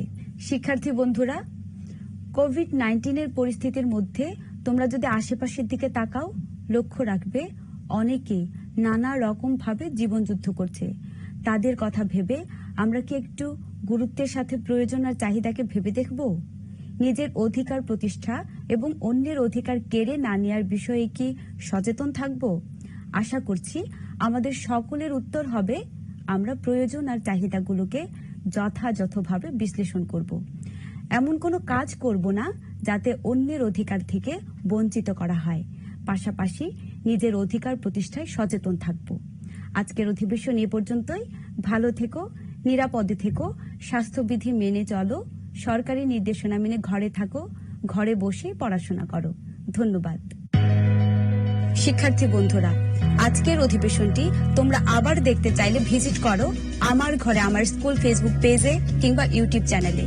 তোমাদের কোনো প্রশ্ন থাকলে আমার ঘরে আমার স্কুল ফেসবুক পেজে কমেন্ট করে জানাও, অথবা তোমাদের সুচিন্তিত মতামত থাকলে মেল করতে পারো agas@dshg.gov.bd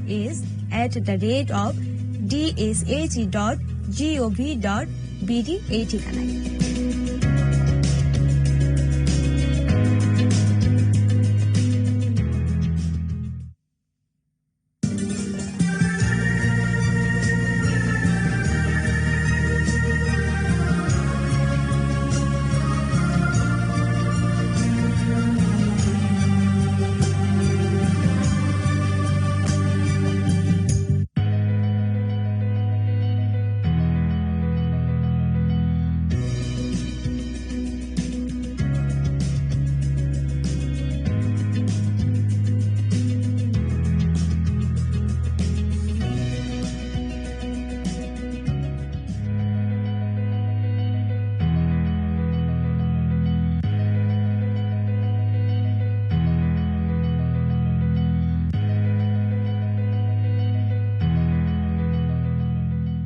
Hello, dear students of class 6. I'm here with you today at Amar Ghore Amar school. Welcome to today's English class. Hope you are doing great. Today, we are going to discuss about lesson 33 from English for Today book. You can see the title of today's lesson on the screen.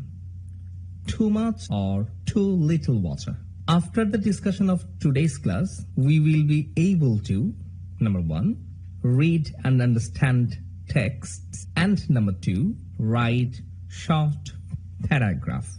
Before starting our class, listen carefully what Onik and Aisha are talking about. What's matter, Onik? You seem disturbed. Oh, yes. The monsoon is coming. I just can't stand this season. What are you talking about? I love monsoon. It's my favorite. There's water everywhere. How can it be your favorite? Let me show you some pictures. Now let's look at the pictures which Onik is about to show Aisha. Dear students, look at the pictures. Try to describe these and find out which phenomenon Onik is indicating about. Look at the first picture. What do you see? There's a man and a woman. This couple has to take shelter on the bed because there is too much water inside the house. The floor is totally underwater. All their furniture is damaged due to water. Here, in the second picture, we can see a family taking shelter on the roof of the house, as the house has gone underwater, making it just impossible to live inside. We can see some other submerged houses in the picture too.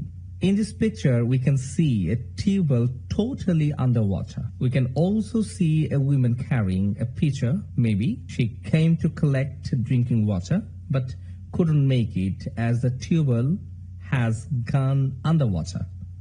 So she is going back with empty pitcher. In the fourth picture, you can see a mother is forced to cook on a raft as the total area has gone underwater. Her little children are also waiting on the raft for food. Here you can see a banana garden has totally gone underwater. All the harvests are ruined here. Well, in this last picture, you can see little children are coming to the school on a small boat as there is water all around. It's dangerous because they can drown. It is not uncommon in our country. So from the pictures above, what do you think? Which phenomenon Onik is indicating about? I guess you know by now. He is indicating about flood. Now let's read the passage from the textbook. Sometimes it rains so heavily that floods occur. Because of heavy rainfall, river water bursts out of its banks and floods vast areas of land, towns, and villages. Now let's go to the practice session. Practice 1. From the following sentences, find out which are about people suffering due to too much water. Number 1, people's houses get damaged. Number 2, soil's fertility is increased. Number 3, too much water become a renewable source of energy. Number 4, diarrhea, cholera, etc. diseases spread out. Number 5, cattle get washed away. Number 6, people lead to hearing loss. Number 7, vast acres of crops are destroyed. Number 8, heart diseases are increased. Number 9, scarcity of food and basic necessities arises. Number 10, fishes can be found in one's doorstep. Number 11, people face drinking water crisis. Number 12, too much water lead to power cuts. Number 13, fishes die due to too much water. And number 14, many people and cattle die. So find the answer. What about the sufferings? So here number 1 is the answer. This is the suffering. people's houses get damaged. Then number 4, diarrhea, cholera, etc. diseases spread out. This is also a suffering. And number 5, cattle get washed away. And number 7, vast acres of crops are destroyed. Here number 9, scarcity of food and basic necessities arises. And then number 11, people face drinking water crisis. Then number 12, too much water lead to power cuts. And then number 14, many people and cattle die. Now let's go to the practice session 2. Practice 2. What we need to do, we need to fill in the gaps with appropriate words from the box to make sentences. So what are the words? Houses, damages, are, communication, die, spreading, damaged, washed, scarcity, arises. So this is the text. We need to fill in the gaps. Many people and cattle dash. So what can be the answer? Yes, die. Many people and cattle die. Buildings, roads, and bridges are heavily dashed, are heavily damaged. It also dashes standing crops. It also damages standing crops. Countless dash and cattle get dashed away. Countless houses and cattle get washed away. Communication is cut off. As a result, normal life gets disrupted. Post-flood, there is a huge risk in the dash of waterborne diseases. So, spreading. There is a huge risk in the spreading of waterborne diseases. Scarcity of food and basic necessities arises. Now, let me remind you about some terms relating to paragraph. Let's see.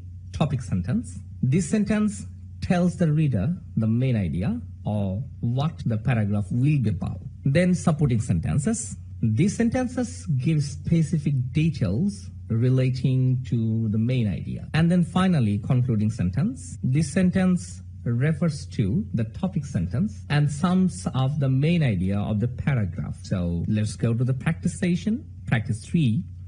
Choose the best topic sentence from the supporting sentences mentioned in practice 2. Okay, let's see. These sentences are taken from practice 2. Topic sentence is missing. Many people and cattle die. Buildings, roads, bridges are heavily damaged. It also damages standing crop, countless houses, and cattle get washed away. Communication is cut off, and as a result, normal life gets disrupted. So think about this. With these supporting sentences, we need to find out which will be the correct topic sentence. Number A, flood causes immense destruction to the people. And option B, flood has its own merits and demerits. So think about the supporting sentences. Every sentence is telling that there is suffering, there is problem everywhere. So we cannot say topic sentence will be flood causes immense destruction to the people. Now, choose the best concluding sentence for the supporting sentences mentioned in the practice 2. Again, these sentences are taken from practice 2. So think about that. What will be the concluding sentence? Flood causes immense destruction to the people. Many people and cattle die. Buildings, roads, and bridges are heavily damaged. It also damages standing crops. Countless houses and cattle get washed away. Communication is cut off, and as a result, normal life gets disrupted. Post-flood, there is a huge risk in the spreading of waterborne diseases. Scarcity of food and basic necessities arises. So we need to relate with the topic sentence, with the concluding sentence. So topic sentence is flood causes immense destruction to the people. Okay, so which will be the concluding sentence? Option A, in conclusion, prevention of floods that result from natural causes is a challenge. And option B, in conclusion, floods cause multiple hardships to the affected people. So I think you already get the answer. The topic sentence is about the destruction, immense destruction. And the concluding sentence will be similar to that. Flood cause multiple hardships. So the answer will be B.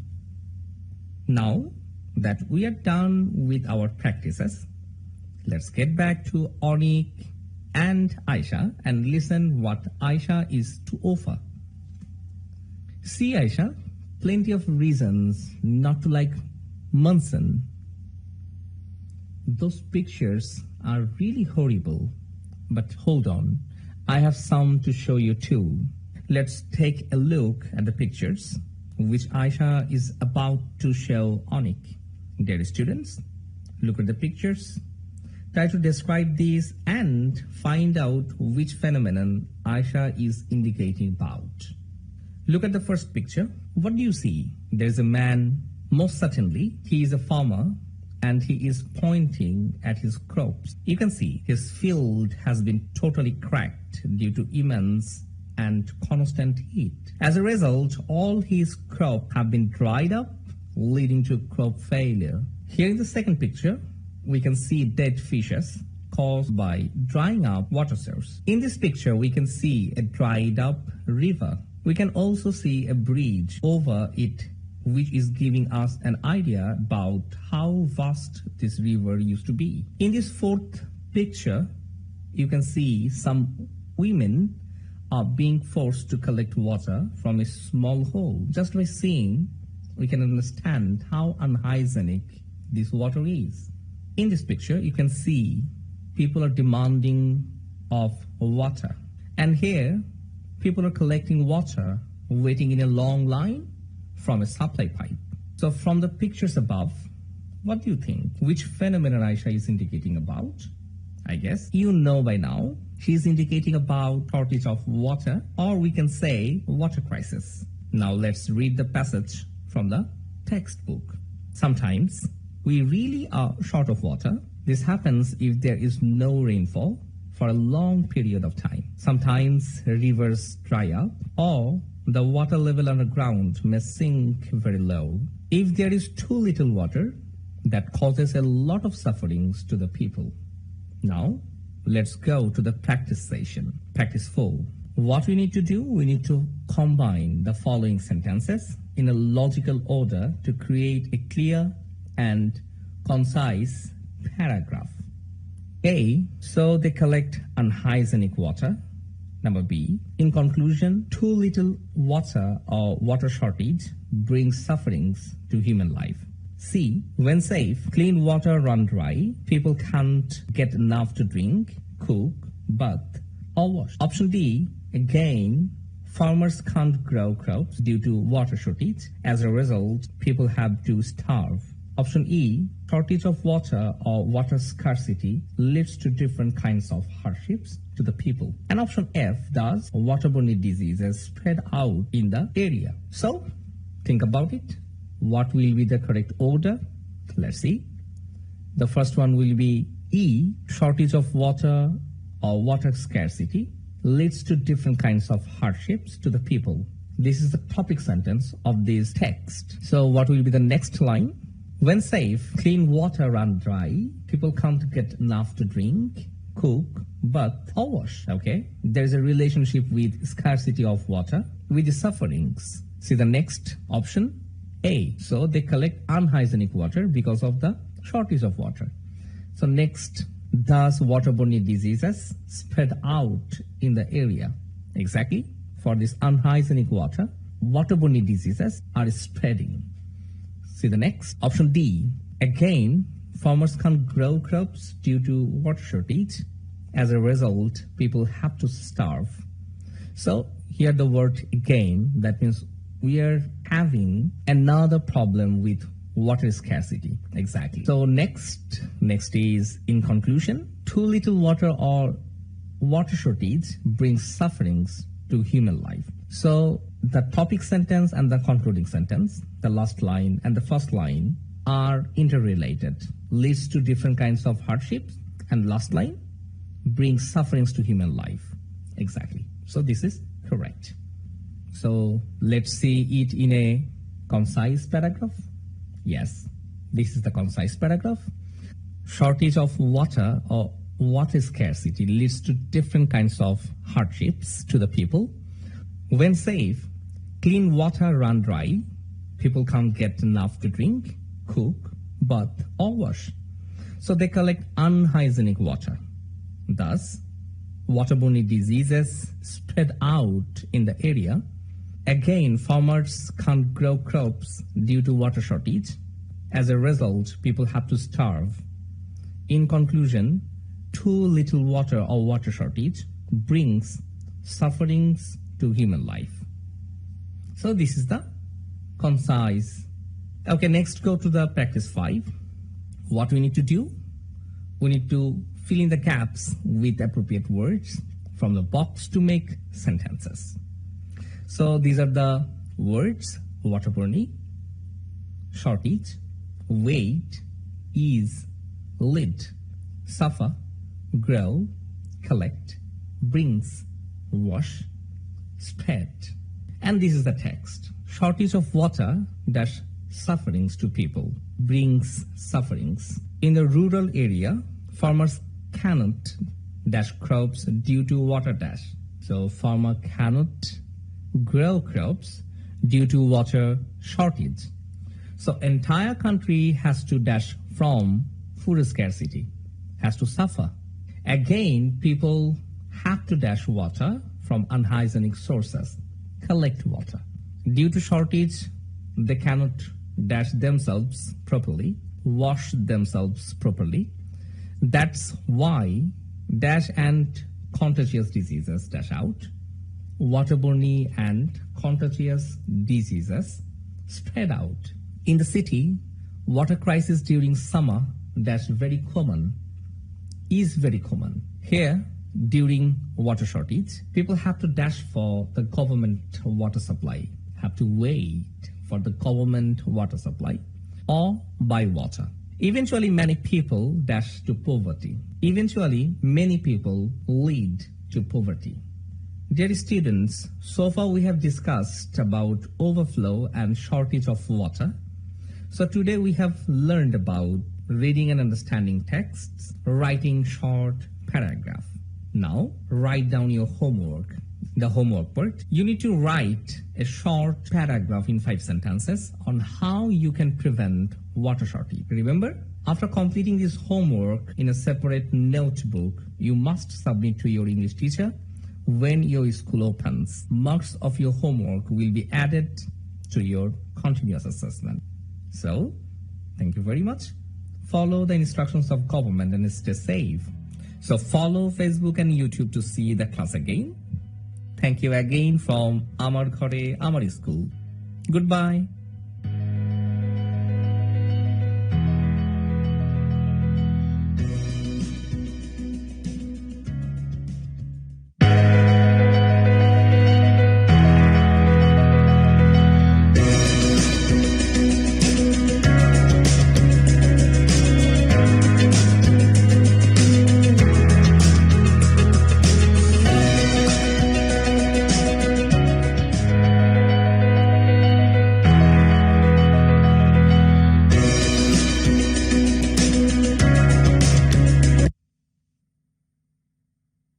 আসসালামু আলাইকুম।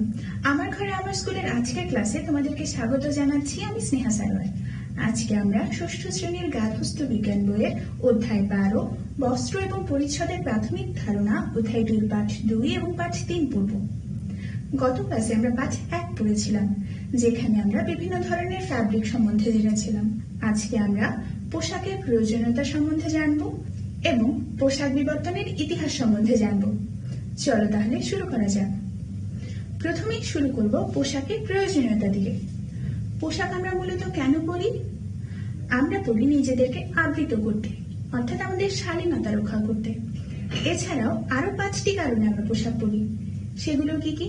সেগুলো হচ্ছে স্বাস্থ্য রক্ষা করতে, আমাদেরকে আরাম প্রদান করতে, আমাদের পরিচিতি এবং সামাজিক মর্যাদা রক্ষার্থেও কিন্তু আমরা পোশাক পরি, আমাদের আত্মরক্ষার্থে আমরা পোশাক পরি এবং আমাদের সৌন্দর্য বর্ধন এবং সৌন্দর্য প্রকাশ করার জন্য কিন্তু আমরা পোশাক পরে থাকি। চলো তাহলে এই প্রয়োজনীয়তাগুলো এক এক করে জেনে নিই। পোশাকের প্রয়োজনীয়তাগুলো আমরা এক এক করে আলোচনা করব। প্রথমে আমরা কি বলেছিলাম, পোশাক আমরা কেন পরি? আমরা পরি শালীনতা রক্ষা করার জন্য, অর্থাৎ আমাদের যাতে অন্যের সামনে লজ্জিত না হতে হয়, আমরা যাতে শালীন এবং সুন্দর থাকতে পারি, তাই আমরা পোশাক পরি, নিজেদেরকে সুন্দর করে আবৃত করে মানুষের সামনে উপস্থাপন করি। এই যে নিজেদেরকে আবৃত করার ধরন, সেটি কিন্তু সবার আবার একই রকমের নয়, সেটি আবার ভিন্ন ভিন্ন হয় বিভিন্ন কারণে। যেমন দেখা যায় সামাজিক কারণে বিভিন্ন হয়, যেমন এশিয়ান সমাজ এক ধরনের পোশাক পরে, আবার আমেরিকান সমাজ কিন্তু আরেক ধরনের পোশাক পরে। সেটি সাংস্কৃতিক কারণেও ভিন্ন হয়, আবার স্থানীয় কারণেও ভিন্ন হয়। দেখা যায় একই দেশের গ্রামের মানুষ এক ধরনের কাপড় চোপড় পরে, আবার শহরের মানুষ আরেক ধরনের কাপড় চোপড় পরে।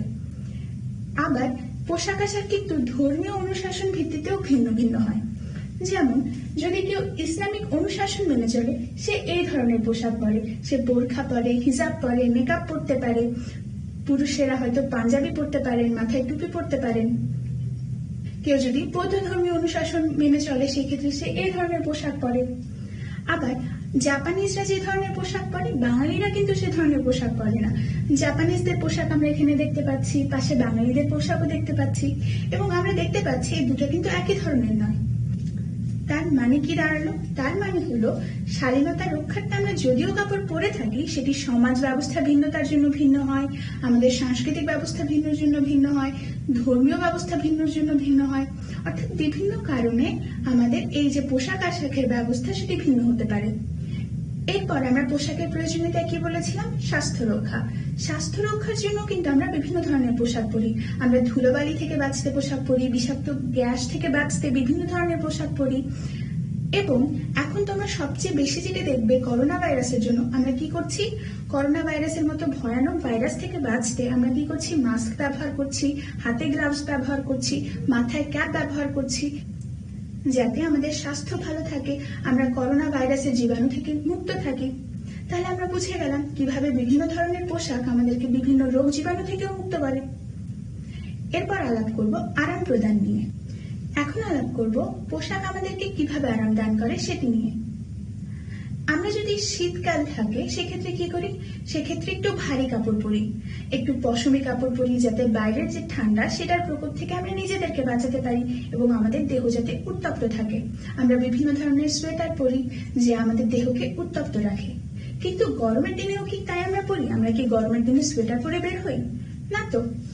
আমরা গরমের দিনে কি করি? আমরা গরমের দিনে একটু ঢিলে ঢালা পোশাক পরি, এমন পোশাক পরি যাতে বাতাস আমাদের দেহের ভিতরে ঢুকতে পারে এবং আমাদের দেহকে ঠান্ডা রাখতে পারে, তাই না?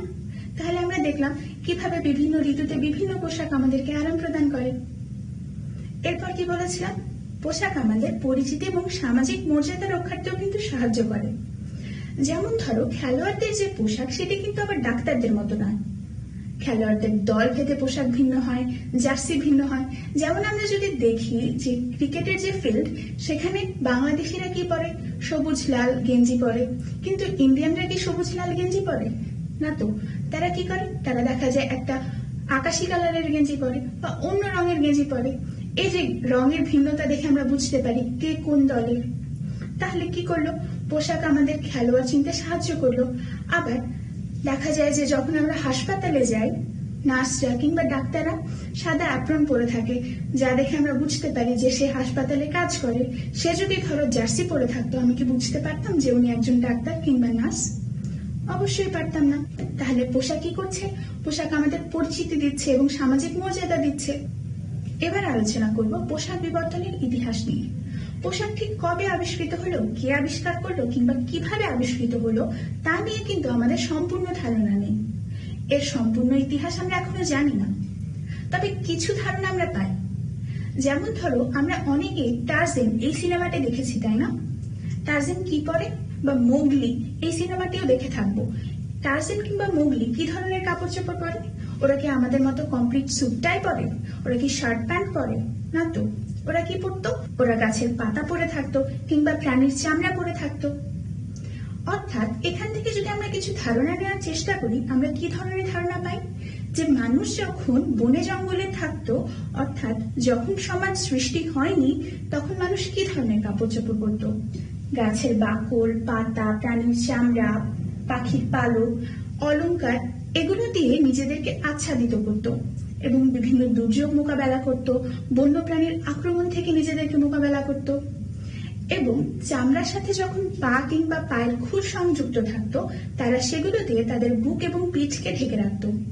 যদি চামড়াটি বেশি বড় হতো, সেক্ষেত্রে পায়ের যে খুর আছে সেটিকে তারা গলার সামনে একবার পেঁচিয়ে রাখতো এবং কোমরের সামনেও একবার পেঁচিয়ে রাখতো, অর্থাৎ গিট দিয়ে রাখতো, অর্থাৎ বেঁধে রাখতো। আত্মরক্ষার জন্য মানুষ বিভিন্ন ধরনের পোশাক পরে। আগে যখন মানুষ কাপড় বানাতে জানতো না, তারা বিভিন্ন আচ্ছাদন ব্যবহার করত বন্যপ্রাণীর প্রকোপ থেকে নিজেদেরকে রক্ষার জন্য। এরপর কাপড় বানাতে যখন মানুষ শিখলো, তখন তারা আঘাত, অনিষ্ট এবং আপদ থেকে নিজেদেরকে রক্ষা করে বিভিন্ন পোশাকের মাধ্যমে। এবং বিভিন্ন শ্রেণী পেশার মানুষ কিন্তু বিভিন্ন ধরনের পোশাক পরে, যেমন আমরা ছবিতে দেখতে পাচ্ছি। কলকারখানার শ্রমিকরা বিশেষ ধরনের পোশাক পরে, তারা হেলমেট এবং জুতা পরে, যাতে বিভিন্ন ধরনের আঘাত থেকে তারা নিজেদেরকে মুক্ত রাখতে পারে। নার্স, ডাক্তার এবং রাসায়নিকবিদরা তারা রোগ জীবাণু এবং রাসায়নিক দ্রব্যাদি থেকে নিজেদেরকে মুক্ত রাখার জন্য কি করে? অ্যাপ্রন পরে, মাস্ক পরে, দস্তানা অর্থাৎ হ্যান্ড গ্লাভস পরে। অগ্নি প্রতিরোধক সংস্থার যে কর্মীরা থাকে, তারা নিজেদেরকে আগুনের কাছ থেকে রক্ষা করার জন্য অ্যাসবেস্টসের তৈরি বিভিন্ন পোশাক পরে। সৈনিকরা বন্দুকের গুলি থেকে নিজেদেরকে রক্ষা করার জন্য গুলি প্রতিরোধক যে পোশাকগুলো আছে সেগুলো পরে। খেলোয়াড়রা দুর্ঘটনা এড়ানোর জন্য নিরাপত্তামূলক পোশাক পরে এবং আনুষঙ্গিক সজ্জা পরে। শিকারীরা ৮/৭ লম্বা প্যান্ট, ফুল শার্ট এবং হাঁটু পর্যন্ত লম্বা জুতা এবং মাথায় হ্যাট পরে। ডুবুরেরা পানিতে ভেসে থাকার জন্য জীবন রক্ষাকারী জ্যাকেট পরে। এভাবেই বিভিন্ন শ্রেণী পেশার মানুষ বিভিন্ন দুর্ঘটনা এড়াতে বিভিন্ন ধরনের পোশাক পরে। এরপর পোশাক মানুষের সৌন্দর্য বৃদ্ধিতে সাহায্য করে এবং সৌন্দর্য প্রকাশেও সাহায্য করে। আমি যদি একটা ছিঁড়া পোশাক পরে আসি, সেই ক্ষেত্রে কিন্তু আমাকে দেখতে ততটা মানানসই লাগবে না। কিন্তু আমি যদি খুব সুন্দর করে পোশাকটি ৮/৭ করে বেঁধে পরে আসি, সেই ক্ষেত্রে পোশাক আমার সৌন্দর্য প্রকাশে সাহায্য করবে। এবং এই যে সৌন্দর্য প্রকাশে পোশাক সাহায্য করবে, এটি কিন্তু আবার স্থান এবং সময় ভেদে বিভিন্ন হবে। যেমন আমি যদি ক্লাসরুমে শাড়ি পরে যাই, সেটি কিন্তু মানানসই হলো না, সেক্ষেত্রে কিন্তু আমার ইউনিফর্মই পরে যেতে হবে। এরপর আমি যদি দেখা গেল একটা মিলাদ মাহফিলে পার্টির পোশাক পরে যাই, সেই ক্ষেত্রেও কিন্তু মানানসই হলো না। তার মানে কি হলো? তার মানে আমাদের স্থান এবং সময় ভেদে আমাদের পোশাক নির্বাচন করতে হবে, যাতে আমাদের সৌন্দর্যটি ঠিক মতো প্রকাশ পায়। এবং চামড়া যদি বেশি বড় হতো, সেই ক্ষেত্রে খুরগুলো তারা গলার সামনে পেঁচিয়ে রাখতো এবং কোমরের সামনে পেঁচিয়ে রাখতো। কিন্তু পোশাক পরিধানের এই পদ্ধতি কিন্তু খুব একটা সুবিধার ছিল না, কারণ দেখা যেত যখন তারা দৌড়াতো কিংবা হাঁটা চলাফেরা করতো, সেই ক্ষেত্রে তখন তাদের এই যে বাঁধনগুলো খুলে যেত এবং তারা নিজেদেরকে সঠিকভাবে আচ্ছাদিত রাখতে পারত না। তার জন্য এরপরে পোশাকের বিবর্তন হয়। এরপর মানুষ কি করত? এরপর মানুষ মৃত প্রাণীর যে রগ আছে সেটিকে ব্যবহার করে সুতা বানাতে শিখলো এবং মৃত প্রাণীর যে হাড় থাকে সেটিকে ব্যবহার করে সুই বানাতে শিখলো এবং এই সুই এবং সুতা ব্যবহার করে তারা চামড়া সেলাই করত এবং সেই চামড়াকে তারা পরত। এই ব্যবস্থাটি আগের ব্যবস্থার চেয়ে বেশি সুবিধাজনক ছিল, কারণ সেই চামড়াটি তখন তারা যখন পরত, গা থেকে খুলে যেত না এবং আরামদায়কও ছিল। পরবর্তীতে এই চামড়াকে বিভিন্নভাবে প্রক্রিয়াজাত করে চামড়ার পোশাক এবং চামড়া দিয়ে তৈরি বিভিন্ন ধরনের জিনিস বানানো শুরু হলো। এরপর দেখা যায় চামড়া দিয়ে তারা শীত এবং গ্রীষ্মতে নিজেদেরকে বাঁচানোর জন্য তাঁবু তৈরি করে। এভাবেই তারা চামড়া দিয়ে শুধু পোশাক নয়, বরং বিভিন্ন ধরনের জিনিস তৈরি করে।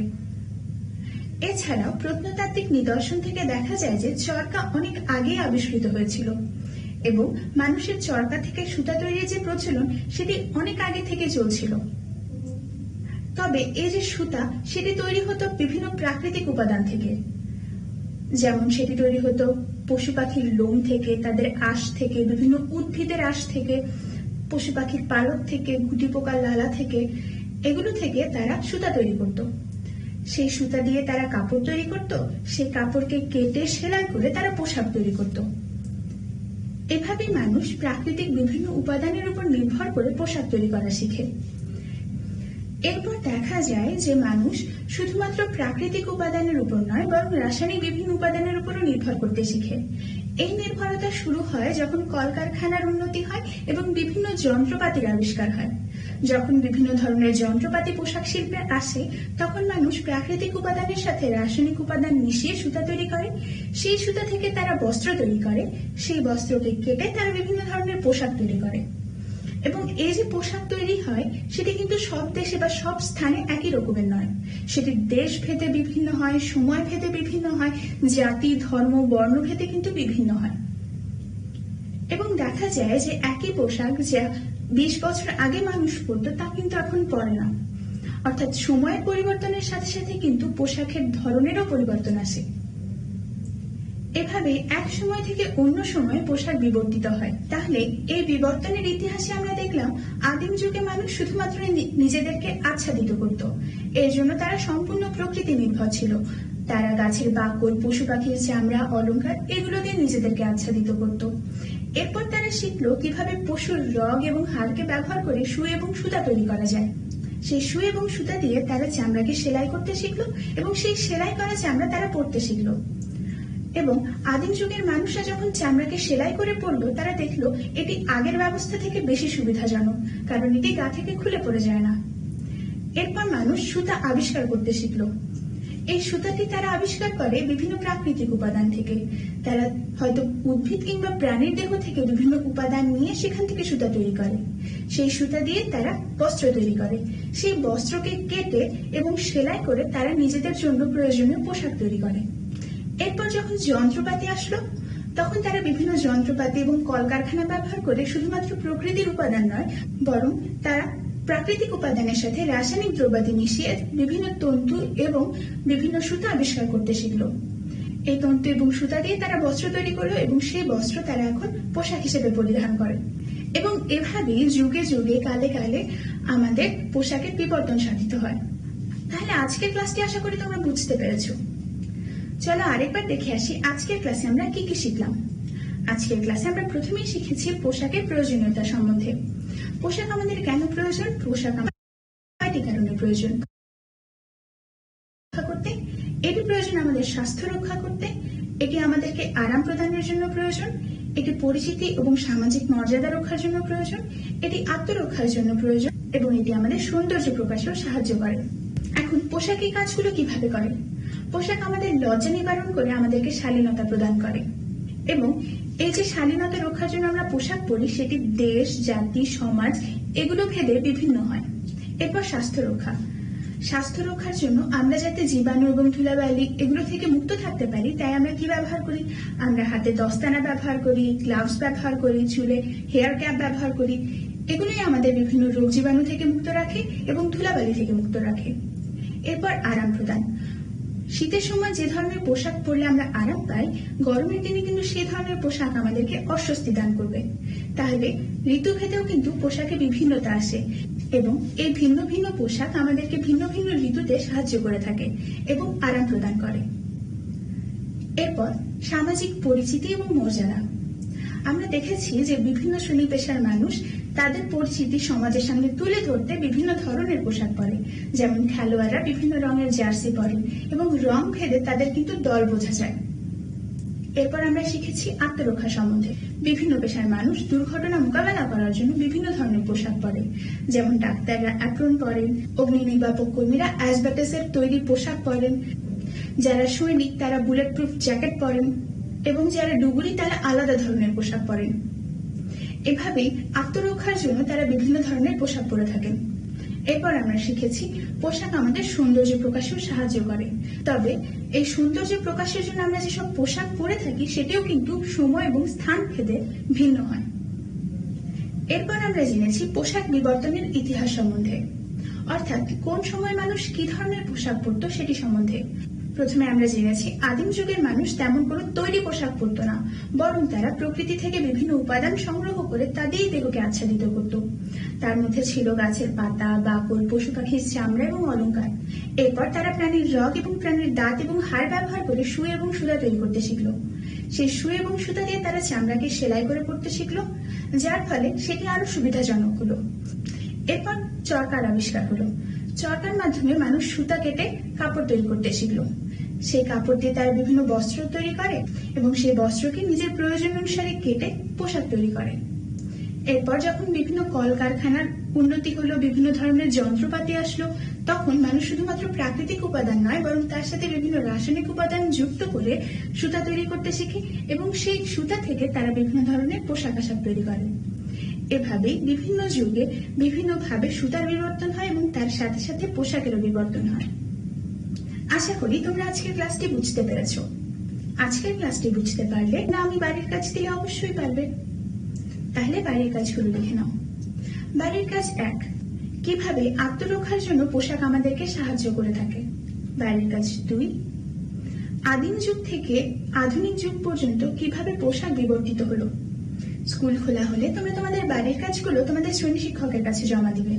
আজকের ক্লাসটি তোমরা যদি পুনরায় দেখতে চাও তবে দেখতে পারো আমার ঘরে আমার স্কুলের ফেসবুক পেজ কিংবা ইউটিউব চ্যানেলে।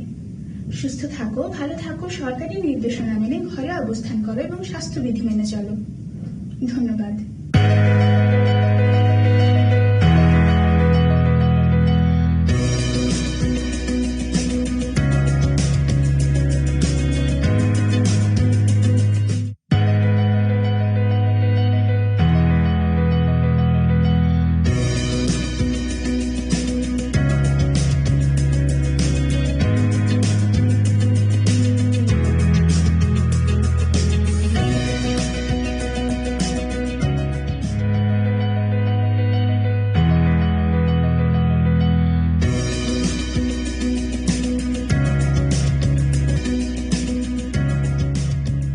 Assalamu alaikum, my dear students. Welcome to Amar Ghore Amar School. This is Sheikh Ehsan Jamil, your English teacher. Today we will be doing from English Grammar and Composition of Class 7, Unit 14, Lesson 3. Lesson 3, Participles. So let's get started to see some of the learning outcomes, what we are going to learn after today's lesson. And here are they. After the completion of this lesson, students will be able to know kinds of non-finite verb. They will be able to learn about different types of participles. Students will be able to know various uses of participles, able to identify and use participles appropriately. And finally, they will be able to learn about modifiers. So start our today's lesson by reading a passage carefully, and definitely please notice the underlined words. Read the following passage and look at the underlined words in different positions. The dancing peacock displayed his feathers. The people who gathered there enjoyed the show. Peacocks are found displaying feathers when it rains. So it is a rare opportunity to see a peacock dancing and displaying feathers. Peacocks are found dancing in the open space in front of the forest. We are charmed by their dancing. Dear students, have you noticed the underlined words? Yes, all the underlined words, usually in grammar we call them modifiers. And why do we call them modifiers? Because sitting right next to a noun or a pronoun, or sitting anywhere in the sentence, it is modifying the noun or a pronoun of the sentence. Take a look at the passage once again and find it by yourself. The first one, the dancing peacock.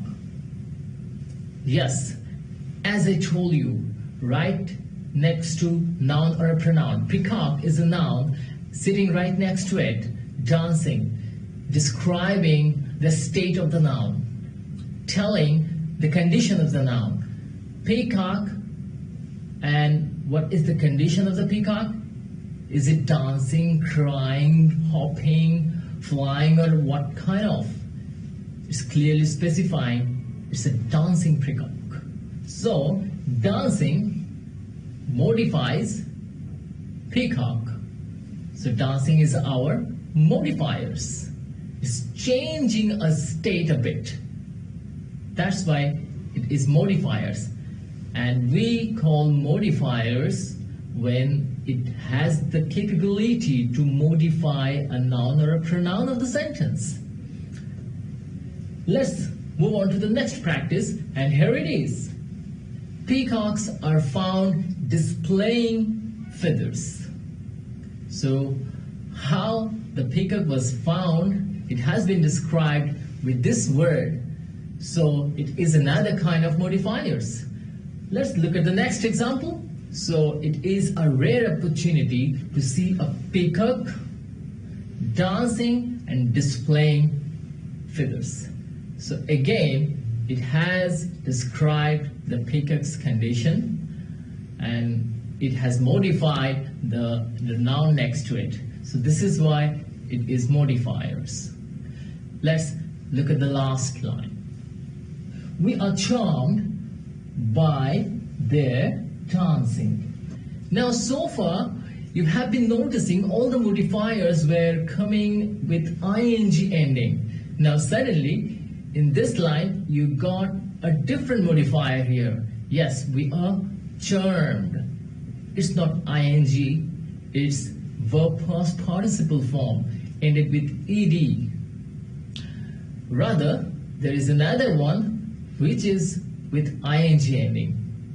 By their dancing. Well, all the ings or ed endings, whatever you have noticed so far, they are our modifiers. And most of the cases, you need to remember one thing very clearly, and you can take it as a note, and the note is, these are participles. A participle is a verb that ends in ing, or ed, d, t, en, or n, which we call past participle. Participles may function as adjectives describing or modifying nouns. See more examples. The talking parrots entertained the crowd. The wrecked sailboat washed up on shore. So dear students, have you noticed they are called participles?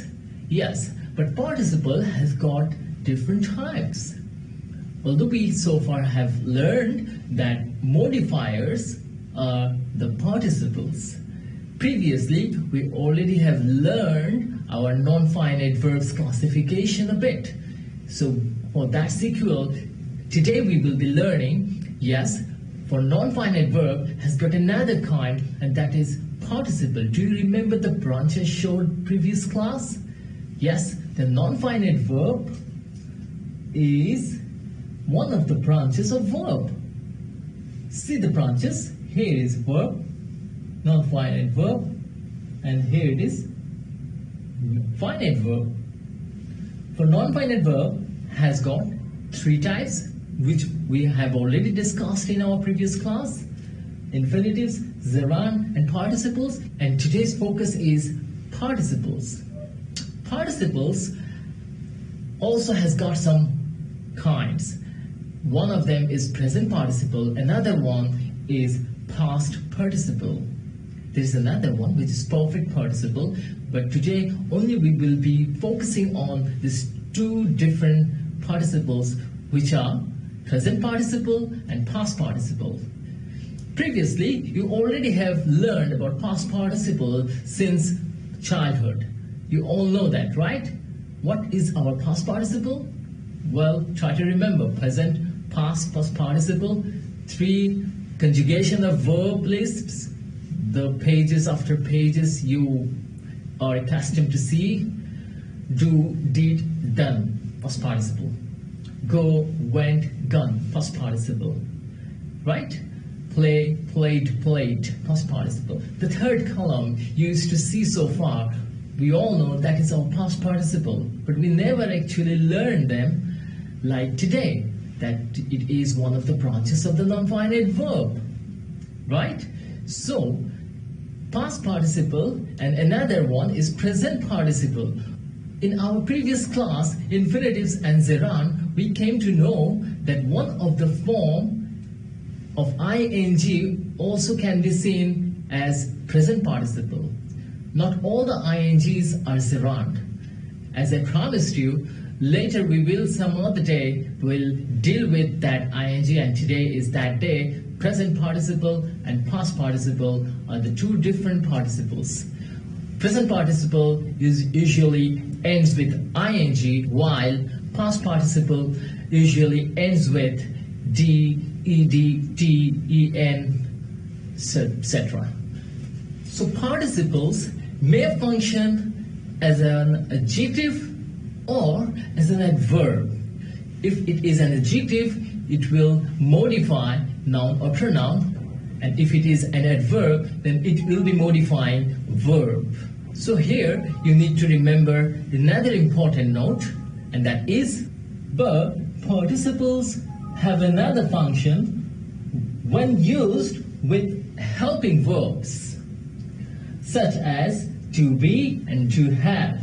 They are action verbs and form several verb tenses. For example, she is thinking of the children. Thinking, underlined.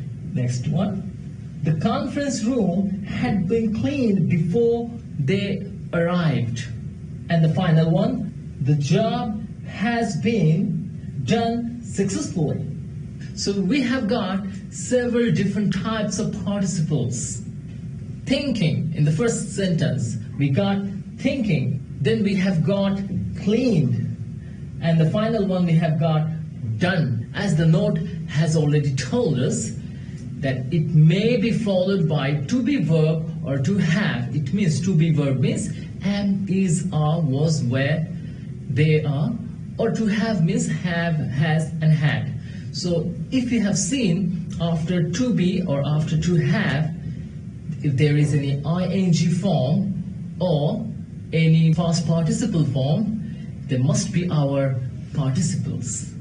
If it is ing, then it is present participle ended with d, ed, t, then it is our past participle. Let's try by attempting fill in the blanks. Fill in the gaps with the right form of verbs. Eliza recommended blank it in a low-cost restaurant while we are in Hong Kong. B.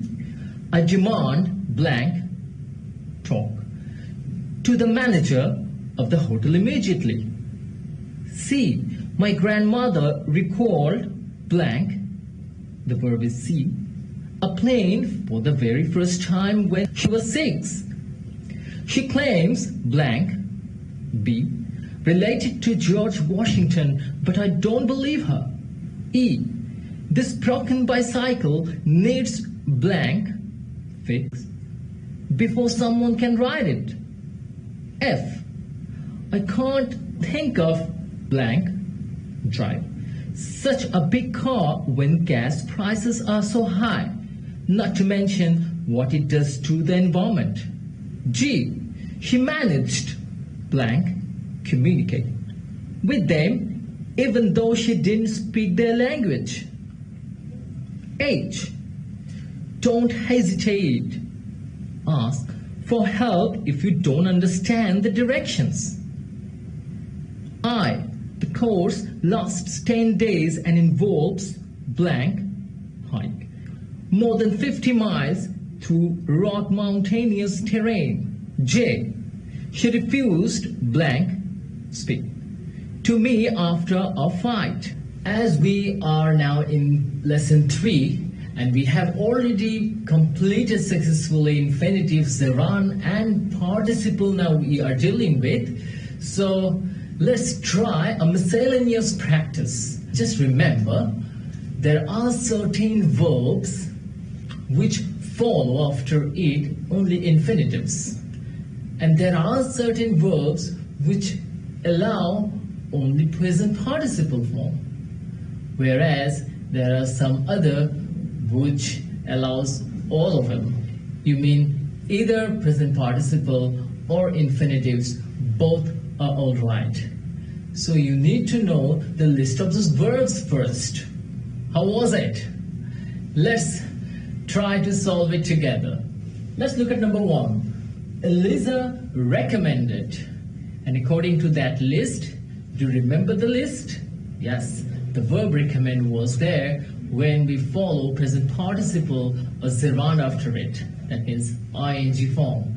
So our answer is going to be Aliza recommended eating in a low-cost restaurant.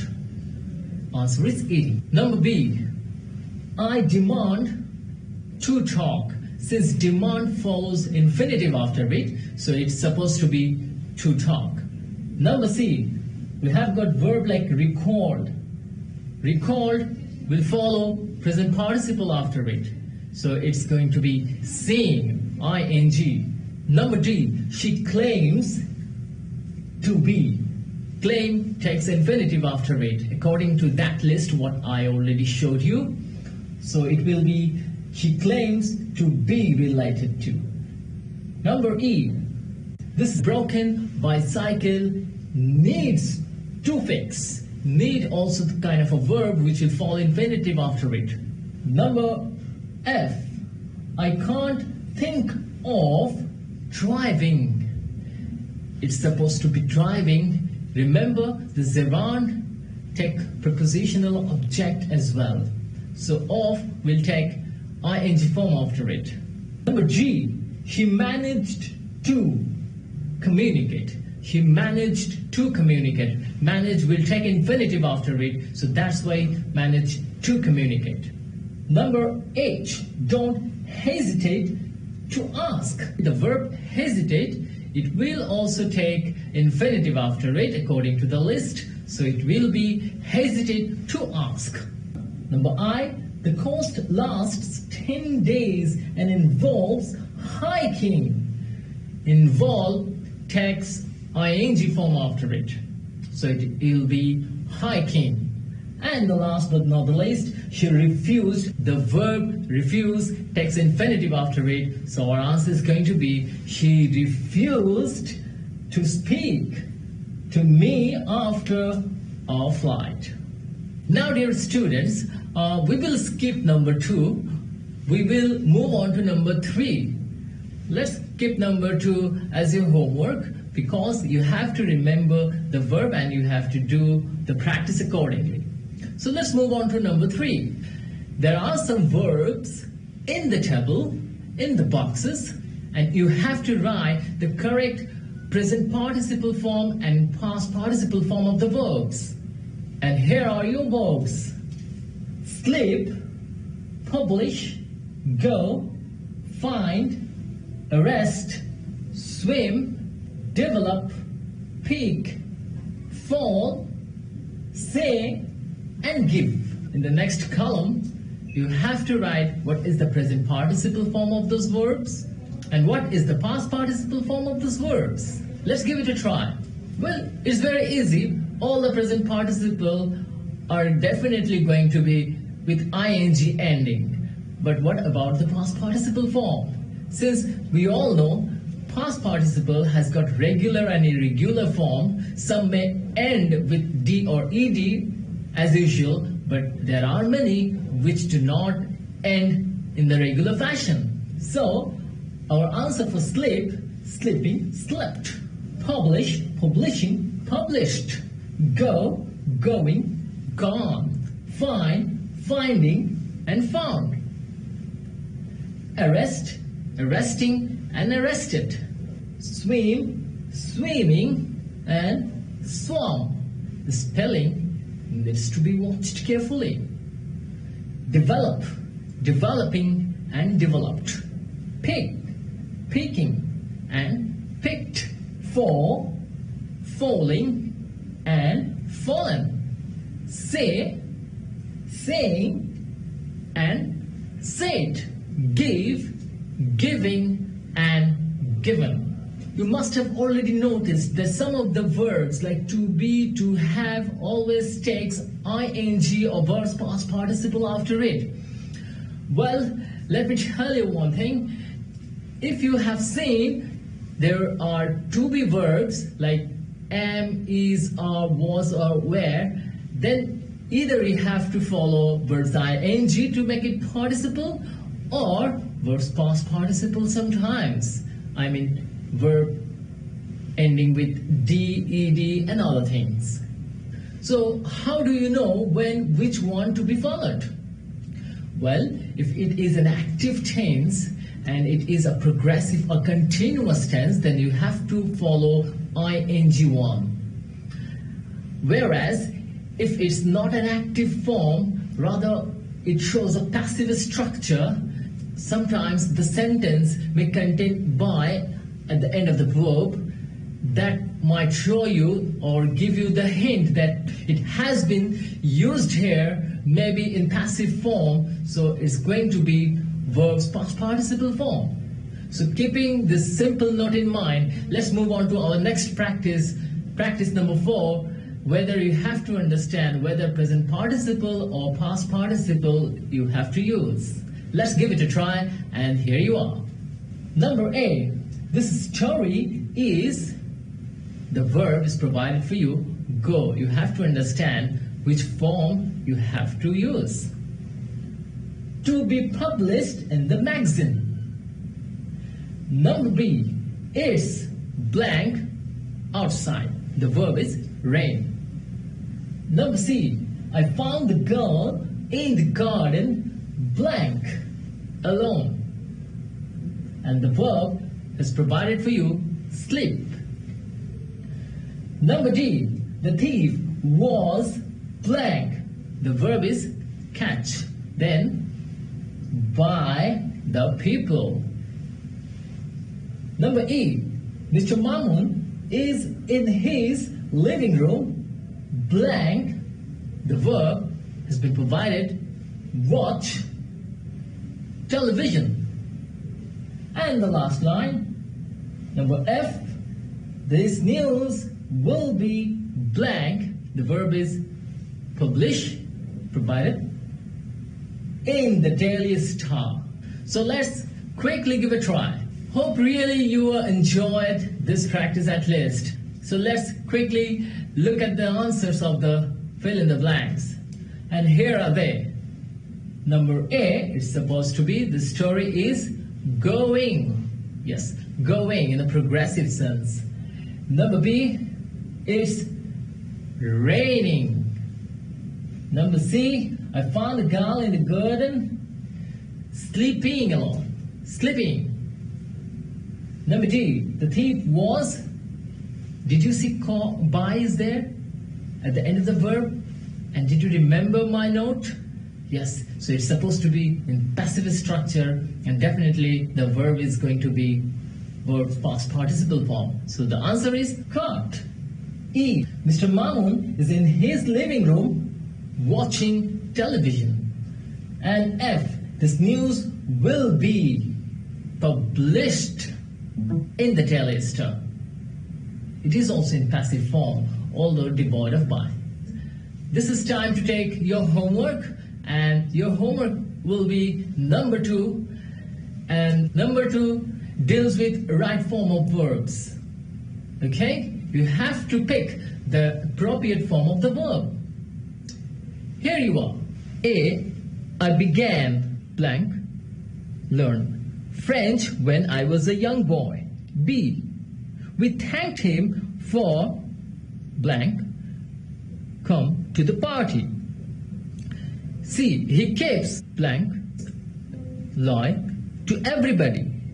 D, would you mind blank, open the window please.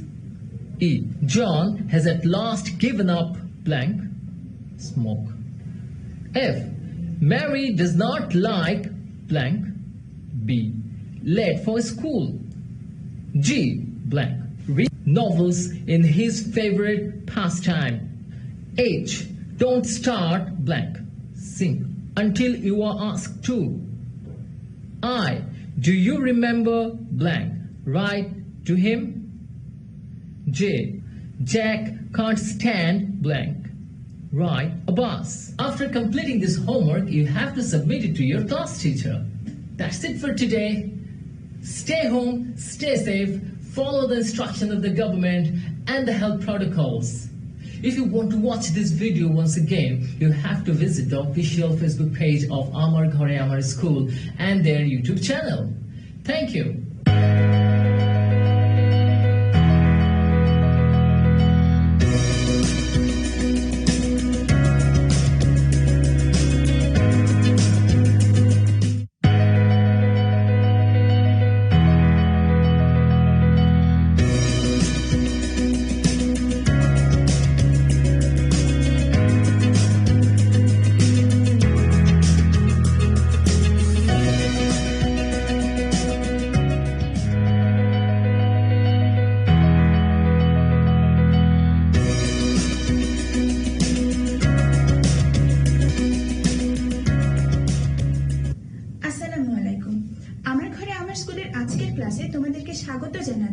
Sneha Sarwar. আজকে আমরা সপ্তম শ্রেণীর গার্হস্থ্য বিজ্ঞান বইয়ের অষ্টম অধ্যায় খাদ্য উপাদান, পরিপাক এবং শোষণ অধ্যায়টি নিয়ে পড়ব। গত ক্লাসে আমরা এই অধ্যায়ে পাঠ 3 এবং পাঠ 4 পড়েছিলাম।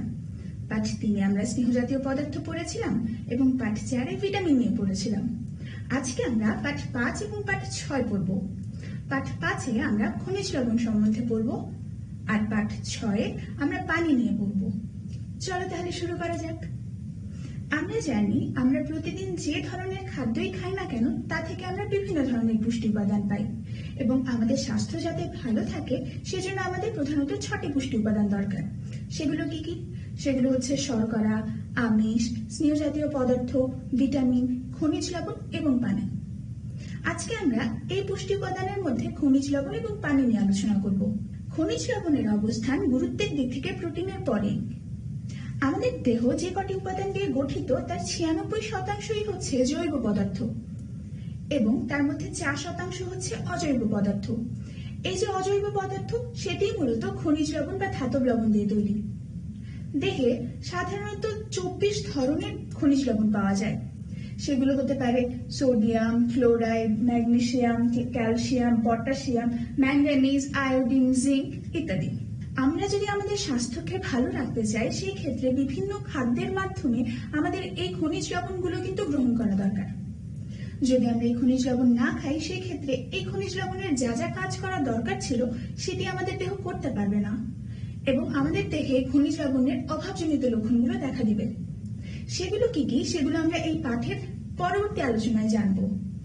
খনিজ লবণকে 2 ভাগে বিভক্ত করা যায় এবং এই যে শ্রেণী বিভাগটি এটি করা হয় পরিমাণের ভিত্তিতে, অর্থাৎ যেটি বেশি পরিমাণে লাগে সেটি প্রধান খনিজ লবণ এবং যেটি একটু কম পরিমাণে লাগে সেটি হচ্ছে লেশমূল খনিজ লবণ। প্রধান খনিজ লবণগুলো কোনগুলো?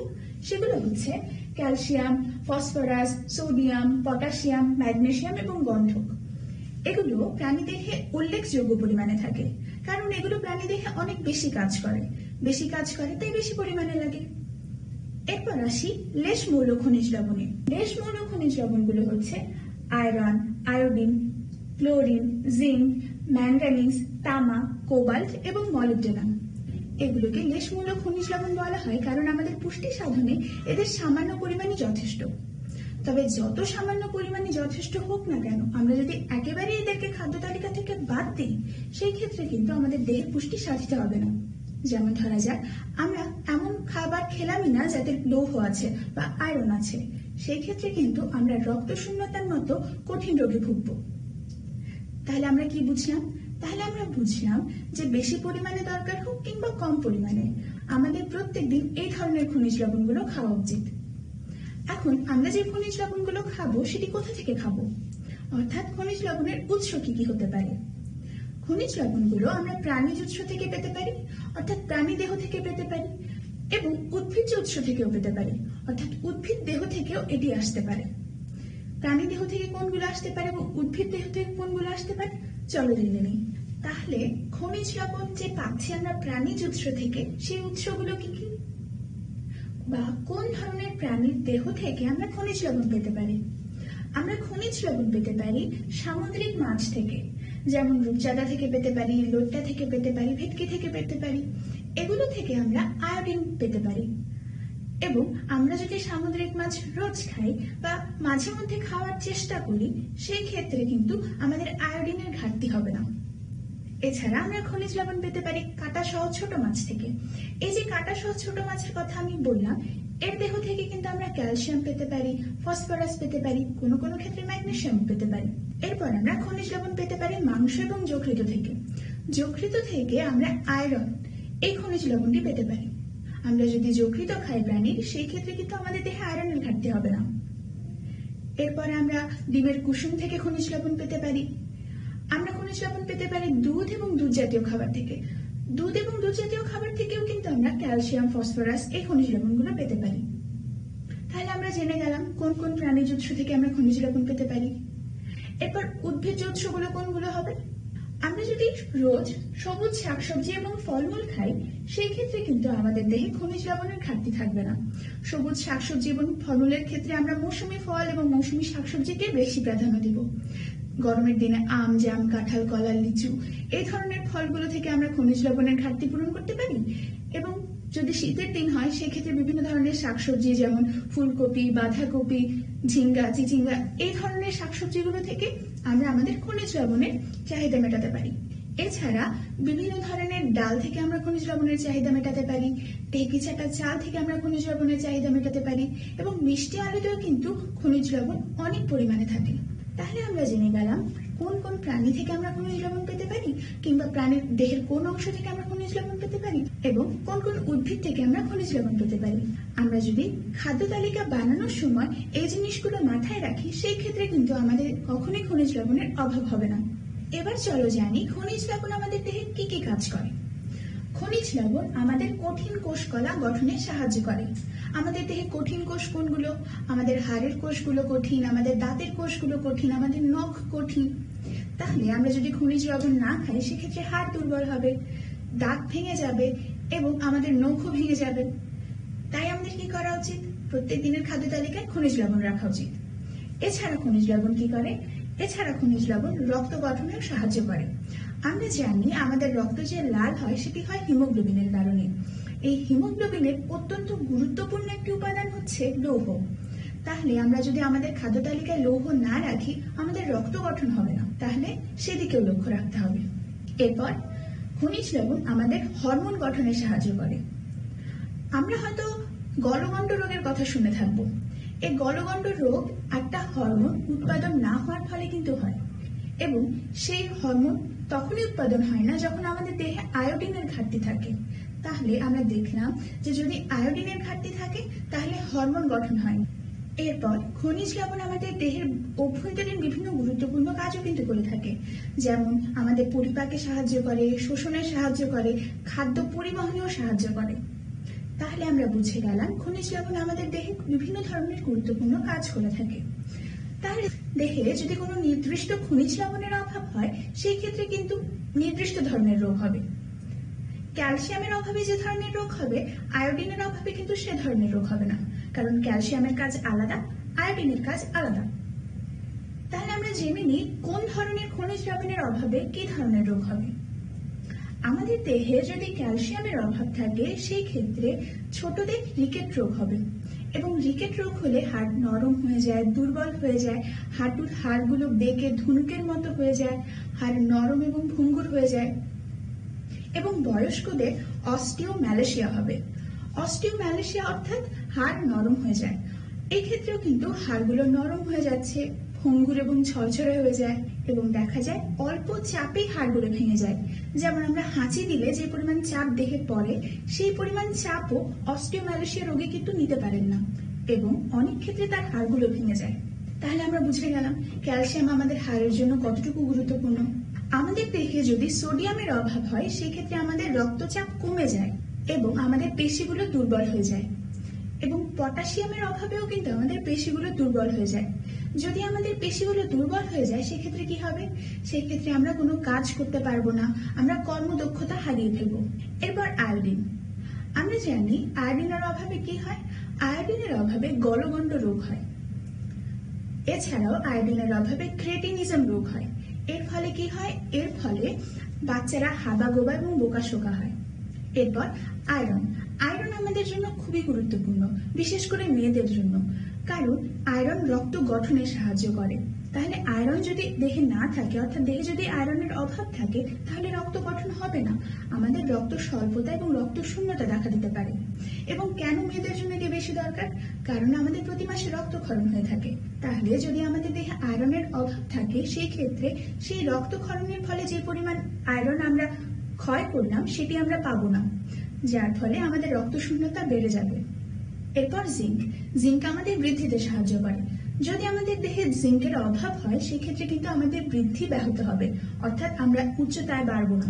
তাহলে আমরা জেনে গেলাম কোন ধরনের খনিজ লবণের অভাবে কি ধরনের রোগ হয়। খনিজ লবণ আমাদের দেহে হরমোন গঠনে সাহায্য করে। তাহলে যদি খনিজ লবণ না থাকে সেক্ষেত্রে হরমোন গঠন হবে না, এবং হরমোন যদি গঠন না হয় সেই হরমোন যে কাজগুলো আমাদের দেহে করতো সেটি হবে না। যেমন গ্রোথ হরমোন বা বৃদ্ধি হরমোন আমাদের দেহের বৃদ্ধি সাধন করে থাকে এবং এই বৃদ্ধি হরমোন যাতে গঠিত হয় এতে কিন্তু বিভিন্ন খনিজ লবণের অনেক গুরুত্বপূর্ণ ভূমিকা আছে। যেমন আয়োডিন একটা গুরুত্বপূর্ণ ভূমিকা পালন করে এর ক্ষেত্রে। তাহলে যদি আমরা আয়োডিন না খাই বৃদ্ধি হরমোন গঠিত হবে না। বৃদ্ধি হরমোন যদি গঠিত না হয় সেক্ষেত্রে কি হবে, আমাদের দেহে বৃদ্ধি হবে না। তাহলে আমরা বুঝলাম হরমোন গঠনেও খনিজ লবণের গুরুত্ব অপরিসীম। এবার আমরা আলোচনা করব পানি নিয়ে। আমাদের বেঁচে থাকার জন্য অত্যন্ত গুরুত্বপূর্ণ একটি পুষ্টি উপাদান কিন্তু পানি। আমরা খাবার না খেয়েও কয়েক সপ্তাহ পর্যন্ত বেঁচে থাকতে পারি, কিন্তু পানি না খেয়ে কিন্তু পারবো না। আমাদের দেহের 55 থেকে 75% পানি, এবং আমাদের দেহের প্রত্যেকটি কোষ তাদের নির্দিষ্ট কাজগুলো করার জন্য কিন্তু পানি ব্যবহার করে। তার মানে যদি পানির ঘাটতি হয় তাহলে কোষগুলো নিজেদের কাজ করতে পারবে না। যদি কোষগুলো নিজেদের কাজ না করতে পারে তাহলে আমরা ভালো থাকতে পারবো না।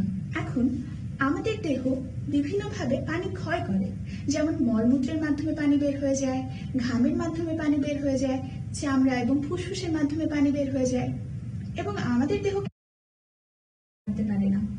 তাহলে পানির যে ক্ষয় হচ্ছে সেটি পূরণ করার জন্য আমাদের কি দরকার? আমাদের প্রত্যেকদিন পানি পান করা দরকার। কিন্তু সে পানিটি কি যে কোনো পানি হলেই হবে? অবশ্যই না, সেটি হতে হবে নিরাপদ এবং বিশুদ্ধ পানি। এখন রোজ আমাদের কতটুকু পানি খাওয়া দরকার? আমরা যদি বেশি পরিশ্রম করি এবং আমাদের দেহ থেকে যদি বেশি পানি বের হয়ে যায় সেক্ষেত্রে বেশি পানি গ্রহণ করা দরকার। অন্যথায় কম পানি গ্রহণ করলেও হবে। তাহলে পানি কতটুকু গ্রহণ দরকার সেটি কিসের উপর নির্ভর করছে? সেটি নির্ভর করছে আমরা কতটুকু পরিশ্রম করছি এবং কত পানি ক্ষয় করছি। আমরা প্রত্যেকদিন আমাদের খাবার থেকে 1 লিটারের মতো পানি পেয়ে থাকি, এবং বাকি যে পানির দরকার সেটি কোথা থেকে আসতে হবে? সেটি আসতে হবে তরল পানীয় থেকে। গড়ে প্রত্যেকদিন একজন মানুষের দেহ থেকে 2.5 থেকে 3 লিটার পানি বের হয়ে যায়। সেই ক্ষেত্রে 2.5 থেকে 3 লিটার পানি খেতে হবে। 1 লিটার আসবে খাবার থেকে, বাকি 1.5 লিটার থেকে 2 লিটার আসবে কোথা থেকে? তরল পানীয় থেকে। কেউ যদি অধিক পরিশ্রম করে বা কোনোদিন যদি খুব বেশি গরম থাকে সেক্ষেত্রে পানির ক্ষয় বেশি হবে। সেই ক্ষেত্রে 2.5 থেকে 3 লিটারের উপরে পানি গ্রহণ করতে হবে। কেউ যদি উড়োজাহাজে ভ্রমণ করে সেই ক্ষেত্রে 3-4 ঘন্টা ভ্রমণে কিন্তু তার দেহ থেকে 1.5 লিটার পানি বের হয়ে যায়। সেই ক্ষেত্রে তার কিন্তু পানির যে দরকার সেটি অন্যদের চেয়ে বেড়ে যায়। তাহলে আমাদের দেখতে হবে আমাদের দেহ থেকে প্রত্যেকদিন কতটুকু পানি খাওয়া হচ্ছে এবং সেই হিসাবে পানি গ্রহণ করতে হবে। এখন আমরা পানি কোথা থেকে গ্রহণ করব? এখন পানির উৎস কি কি হতে পারে? পানির উৎস তো পানি, মানে আমরা যদি নিরাপদ এবং বিশুদ্ধ পানি খাই সেই ক্ষেত্রে আমাদের পানির দরকার মিটে যায়। এছাড়া আমরা ডাবের পানি থেকে পানি পেতে পারি, দুধ থেকে পানি পেতে পারি, ফলের রস থেকে পানি পেতে পারি, এবং আমরা যে স্যুপ খাই সেখানেও কিন্তু অনেকাংশে পানি থাকে। এছাড়া বিভিন্ন ধরনের যে রসালো ফলগুলো আছে তাতেও কিন্তু অনেকাংশে পানি থাকে। যেমন তরমুজে পানি থাকে, লিচুতে পানি থাকে, আপেলে পানি থাকে। আপেলের তো 98%ই পানি। তাহলে আমরা বুঝে গেলাম পানি আমরা কোথা থেকে পেতে পারি। এখন আমাদের পানি কি কাজে দরকার চলো জেনে নিই। আমাদের কোষগুলো যাতে তাদের স্বাভাবিক কাজগুলো করতে পারে তার জন্য পানি দরকার। এরপর আমাদের দেহ থেকে যে বর্জ্যগুলো আছে সেগুলো যাতে বের হয়ে যেতে পারে মল এবং মূত্রের মাধ্যমে, তার জন্য আমাদের পানি দরকার। পানি আমাদের দেহের স্বাভাবিক যে তাপমাত্রা সেটি বজায় রাখতে সাহায্য করে। আমরা যখন অনেকক্ষণ দৌড়াদৌড়ি করি তখন কি হয়? তখন আমাদের দেহের তাপ বেড়ে যায়।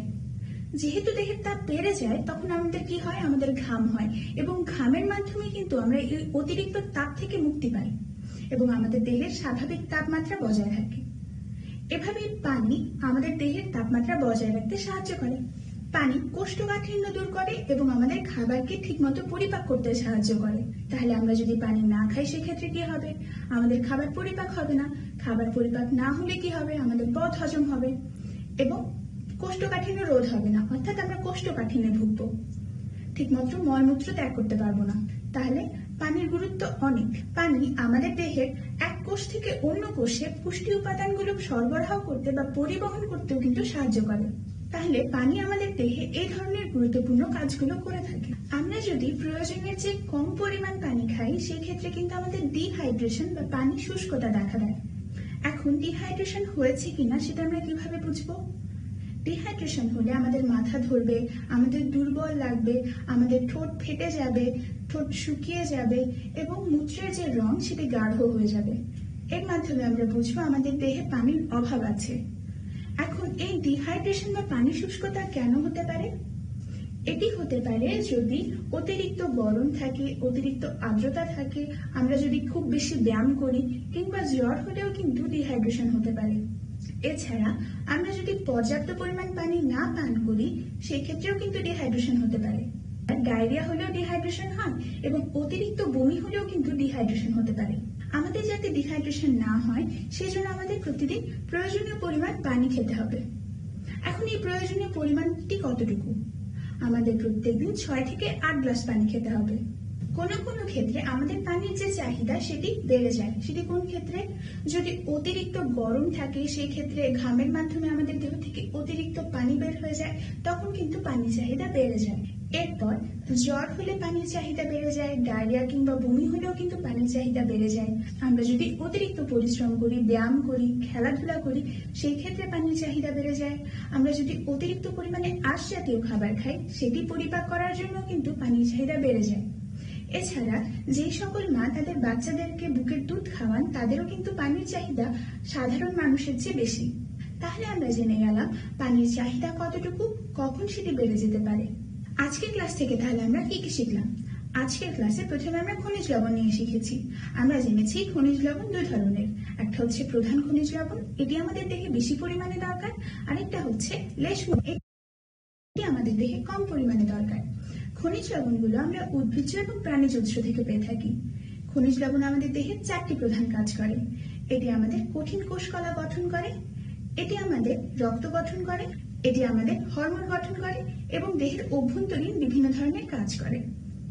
এবং আমরা জেনেছি বিভিন্ন খনিজ লবণের অভাবে বিভিন্ন ধরনের রোগ হয়, যেমন ক্যালসিয়ামের অভাবে রিকেট রোগ হতে পারে, অস্টিওম্যালেশিয়া হতে পারে, সোডিয়ামের অভাবে রক্তের চাপ কমে যেতে পারে, পেশি দুর্বল হতে পারে, পটাশিয়ামের অভাবেও পেশি দুর্বল হতে পারে, আয়োডিনের অভাবে গলগণ্ড হতে পারে, লৌহের অভাবে রক্ত স্বল্পতা হতে পারে, জিঙ্কের অভাবে আমাদের বর্ধন বাধাগ্রস্ত হতে পারে।